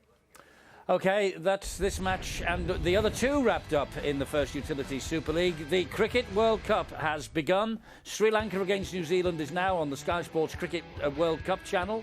And in the morning at 3 a.m, England, well, they take on Australia, and let's hope they come up with a win. That's all on Sky Sports World Cup. The Cricket World Cup is underway. The third of our live matches this weekend comes from Perpignan in the south of France. Catalan Dragons take on the Castleford Tigers. That's at 1:55. 1:55, late lunch.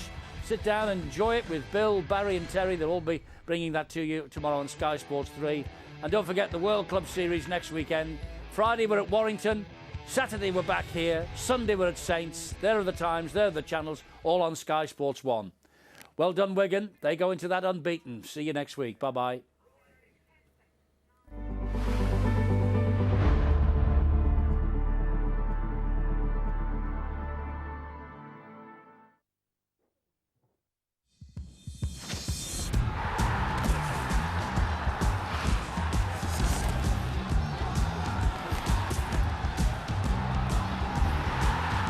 Ladbrokes, proud sponsor of the Super League on Sky Sports. Join us right now on Sky Sports News HQ. These are our main headlines. Jeff and his companion here are the same age and love long walks on the beach. For some sites, this is enough to make them a match.